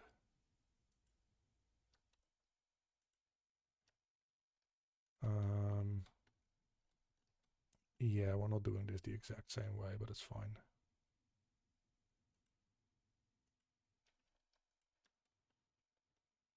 It's close enough. It's mostly like these ones, which are a little iffy.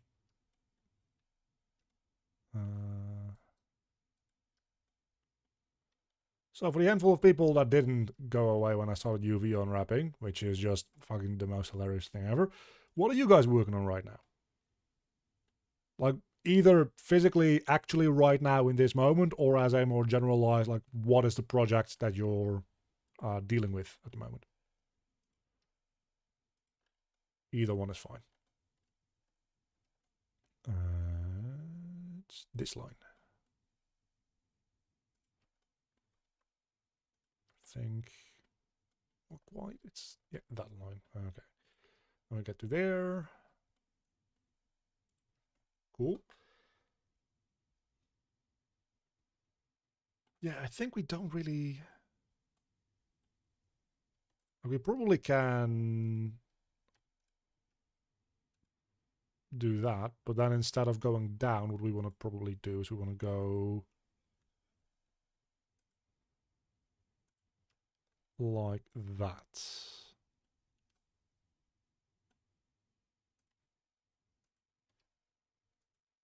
Which connects us up to like... Hold on, it's this, and then that. There we go. Because we do still need to like do some unwrapping with the mouth, but we'll probably do that fairly easily. And we also need to unwrap the inside of the nose, and we don't really need to worry probably about unwrapping too much around the eyes. We'll see in a moment. Oh, there's a little bit of pinching going on here. Don't know if I like that. Anyway. I guess we can just follow this line along. And now we need to choose. Oh, no, we don't need to choose, actually. We do want to go over the horn. There.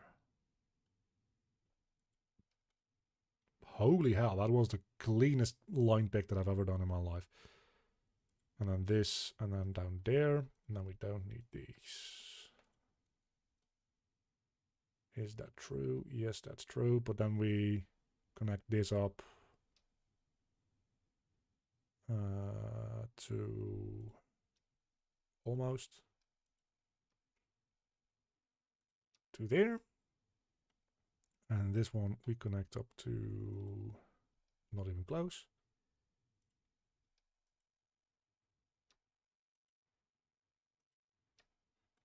Straightest fucking lines in my life. Yeah, and I think most of this is actually probably pretty good to go. So let's unwrap this and see how the textures end up going. Don't crash on me. I didn't save. I was an idiot. I didn't save. Please, for the love of God. I'm just going to sit. Okay, that actually wasn't that bad. It doesn't display. Oh, that's because. All right. Okay, there is a little bit of deformation around there. And there's, oh, the hands. Yeah, the hands. That makes sense. But the body is like straight up pretty good. It's not even that the deformation is around here. It's mostly around there.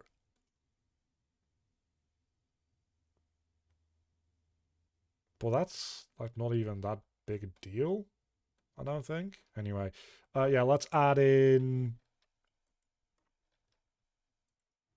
I don't even know what this loop is supposed to be. Let's add in some seams around, like this general area as well.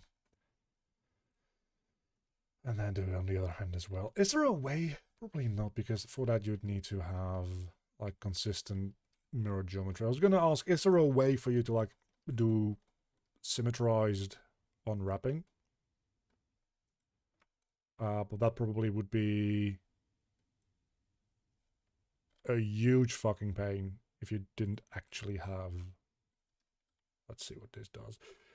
Before we see what that does, maybe...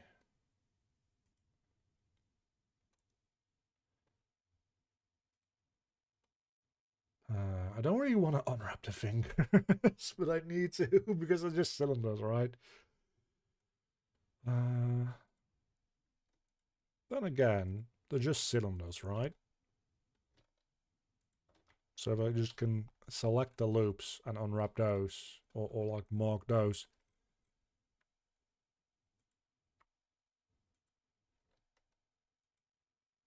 That should be good enough.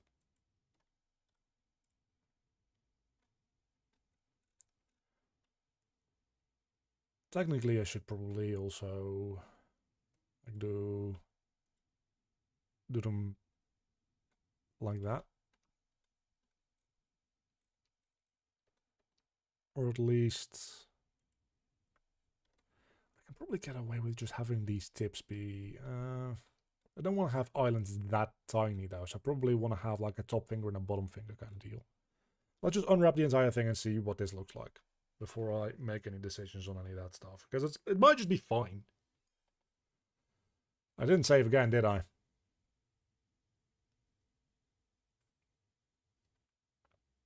I am so smart.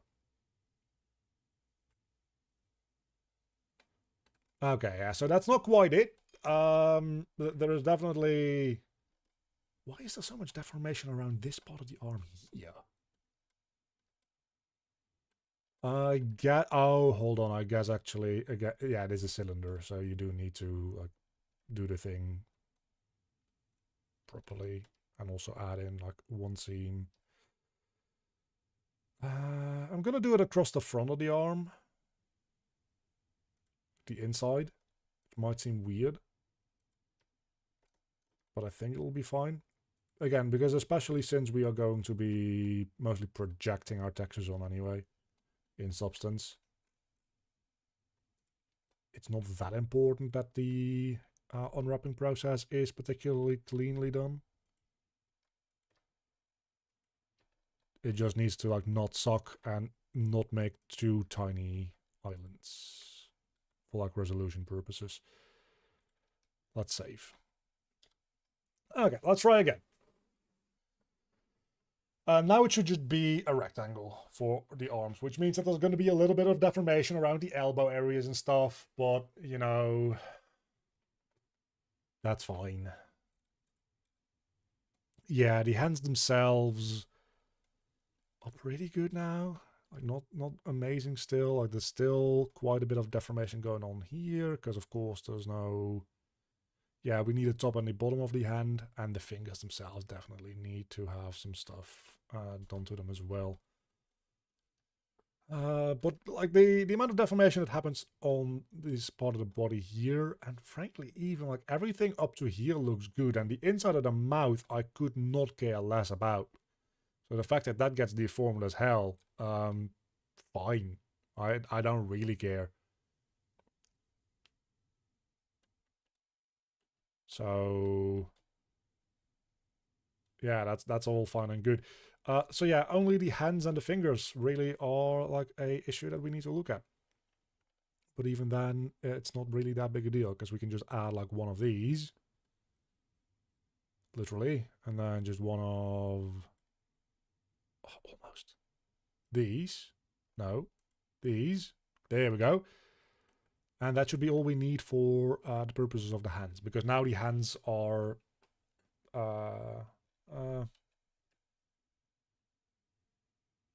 no, that's fine actually. I decided. So yeah, now this hand has been split into a top hand and a bottom hand. So we just need to do the same thing on this side, which again is not that difficult to do. Just pick any random thing, and then was that an entirely straight line? Is that an entirely straight line? No.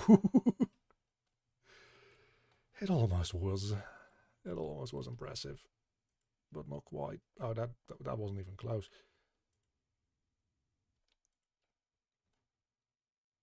Good. There we go. Okay, that I think will only leave the fingers after we unwrap this, and then I need to look into how I'm going to divide up these islands and whether or not one texture will be enough for the entire dude, which it seems like it will be, to be honest. Yeah, so the hands are probably good to go. If I really wanted to, I could make these. If I just added... at this point, I'm just gonna get annoyed if I don't at least try to do this, so... Just... That's probably good enough.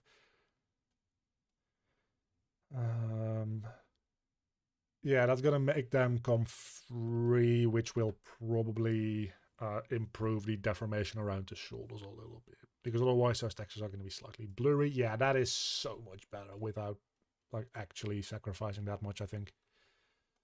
So yeah, the UVs for all these are pretty good. How are the teeth actually? The teeth seem largely pretty good. Okay, nice. Now, the fingers. We just do need to do the fingers individually like this.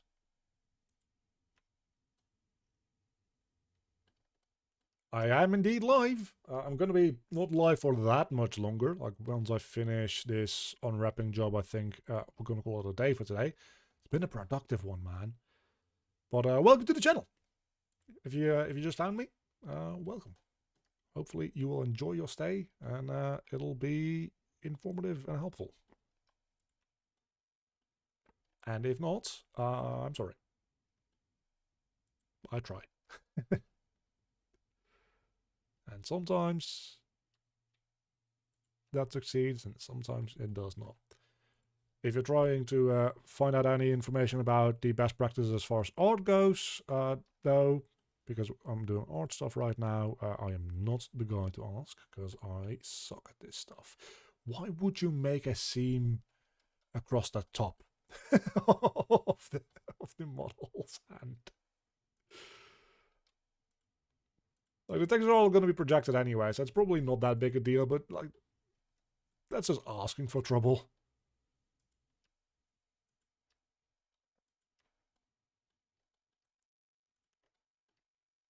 Let's just do them along the side, like sane people.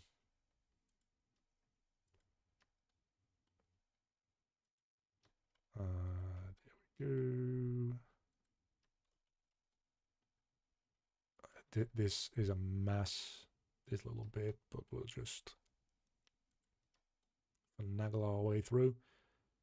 It's this line all the way down. All right, that's almost finished with this one hand, and we just need to do the other one.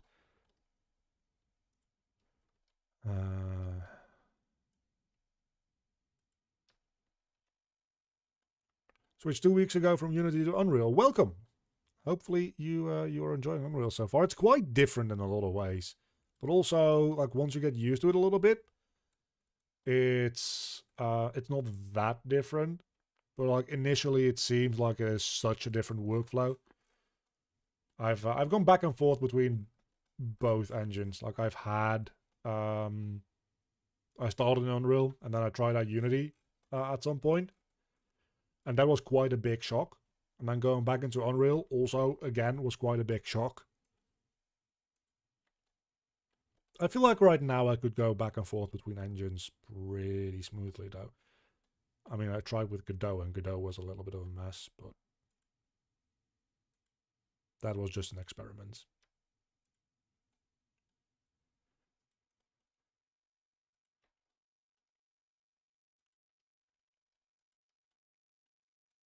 I don't know. I like Unreal, personally. Like the way that it's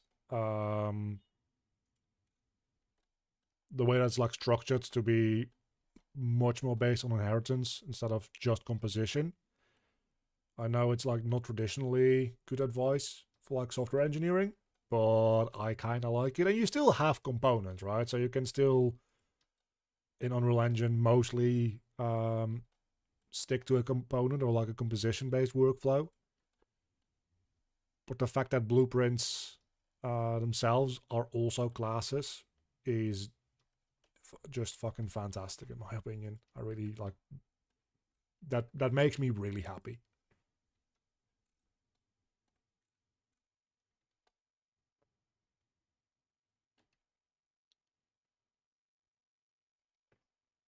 Oh, you got hired 2 weeks ago, an Unreal developer. Okay, cool. My main piece of advice is don't be too intimidated by C++ because I don't know how much you've looked into it yet, but that's something that I hear a lot of people worry about. Like C++ is really difficult because like it's a much like more tightly managed. Well, you have to do much more or like memory management yourself. Within the context of if you're like developing within Unreal, that's not true. Unreal just has a garbage collector, and anything that inherits from U object, so anything that is not a fully custom class that you make outside of like the U object hierarchy, which is like never actually gonna happen. Just gets garbage collected anyway. So like Unreal just has its own garbage collection. So that's one of the main things that is usually scary about C++ is like memory management and potential memory leaks. You don't even have to worry about it within Unreal, which is nice. Which is not to say that you won't be interfacing more directly with things like pointers and references compared to a language like C#. But again, that's something that some functions just like take in a reference, and sometimes functions just take in a pointer.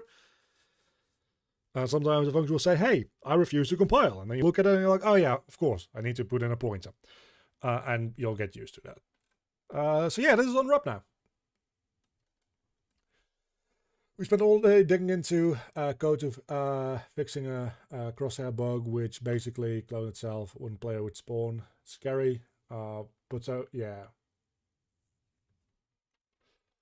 Okay, but this dude actually, like, now that he's properly unwrapped, there's like a few seams as you can see, of course, but I think the unwrapping job on this guy also went fairly well, all things considered.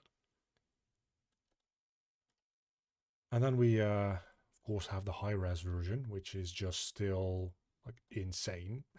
This is like really quite nice. So that means, I guess, next time we can start making a way into the Substance Painter and start texturing this dude and then animating. Or first rigging, then animating. We're making good progress with this. Anyway, it's been a good stream. Sorry for like just joining, but I'm gonna head out of here because it's been like 2.5 hours, almost. I'll be back on. Hold on, will I be back on Tuesday? That is a fantastic question. Yes, I have an appointment in the evening on the 23rd, but that's not a day that I usually would stream anyway. So I'll be back on Tuesday with doing this character in. There we go. In texturing, and it'll be fun. He's still 55, almost 56,000 faces, which is a lot. But, I mean, it's probably fine, right? Last question, why not Blender? Because Blender's shading is rather limited. It can do enough, and it'll work fine, and it's good for like texture painting and stuff like that. But the way that Substance Painter, first and foremost, the baking of like the high poly to low poly version for normals is a lot more straightforward in Substance, whereas in Blender it can be a bit of a clusterfuck at times. And then in Substance there's a lot of stuff that you can like drive procedurally, like edge maps and like bump kind of related stuff, and like driving, mixing between textures based on like height and that kind of stuff, based on a high poly version of the model. So that actually saves you from having to do a lot of texture painting by hand, which is quite nice. This is Blender, yeah. I was working in ZBrush earlier today. So this is ZBrush. And when it comes to sculpting in ZBrush, that is mostly because if we go back to the high definition version of this dude, like this version is at this point about 2 million polygons in ZBrush. And if I just go in, and I'll Control Z this immediately, but if I just go in and I just like try to move around some of these polygons, like it is super responsive, even though it is 2 million polygons.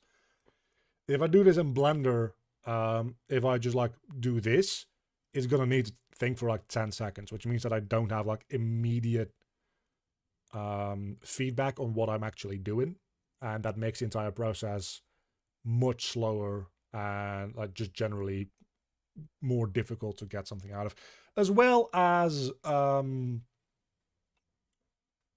just better brushes in ZBrush, honestly. So I got like a bunch of brushes from the current Humble bundle that's on. So for instance, I can just like fucking bam, add an ear, and there we go, right? So that kind of stuff is kind of difficult in Blender. I think Blender now has support for like 3-dimensional maps for brushes. So it's getting there, but a lot of these brushes are just like a little bit more intelligent than they are in Blender. So that is why. And we also have like a bunch of fur stuff, so we can just like pull out, and we have like extra detail in here, just like that, which helps a lot. What are you gonna use this? Yeah, this is for my game. So we have this high poly version, and then next time we're gonna like bake that onto the low poly version that we have here, that is now entirely unwrapped. And then we're gonna go back into Blender, rig and animate everything, and then everything will go into Unreal Engine, and we'll like program his behavior and start putting him into the game, and then rinse and repeat like 20 more times. Because I need a lot more enemies with like more unique behavior, and it's a lot of work. But it's going into my game, yeah.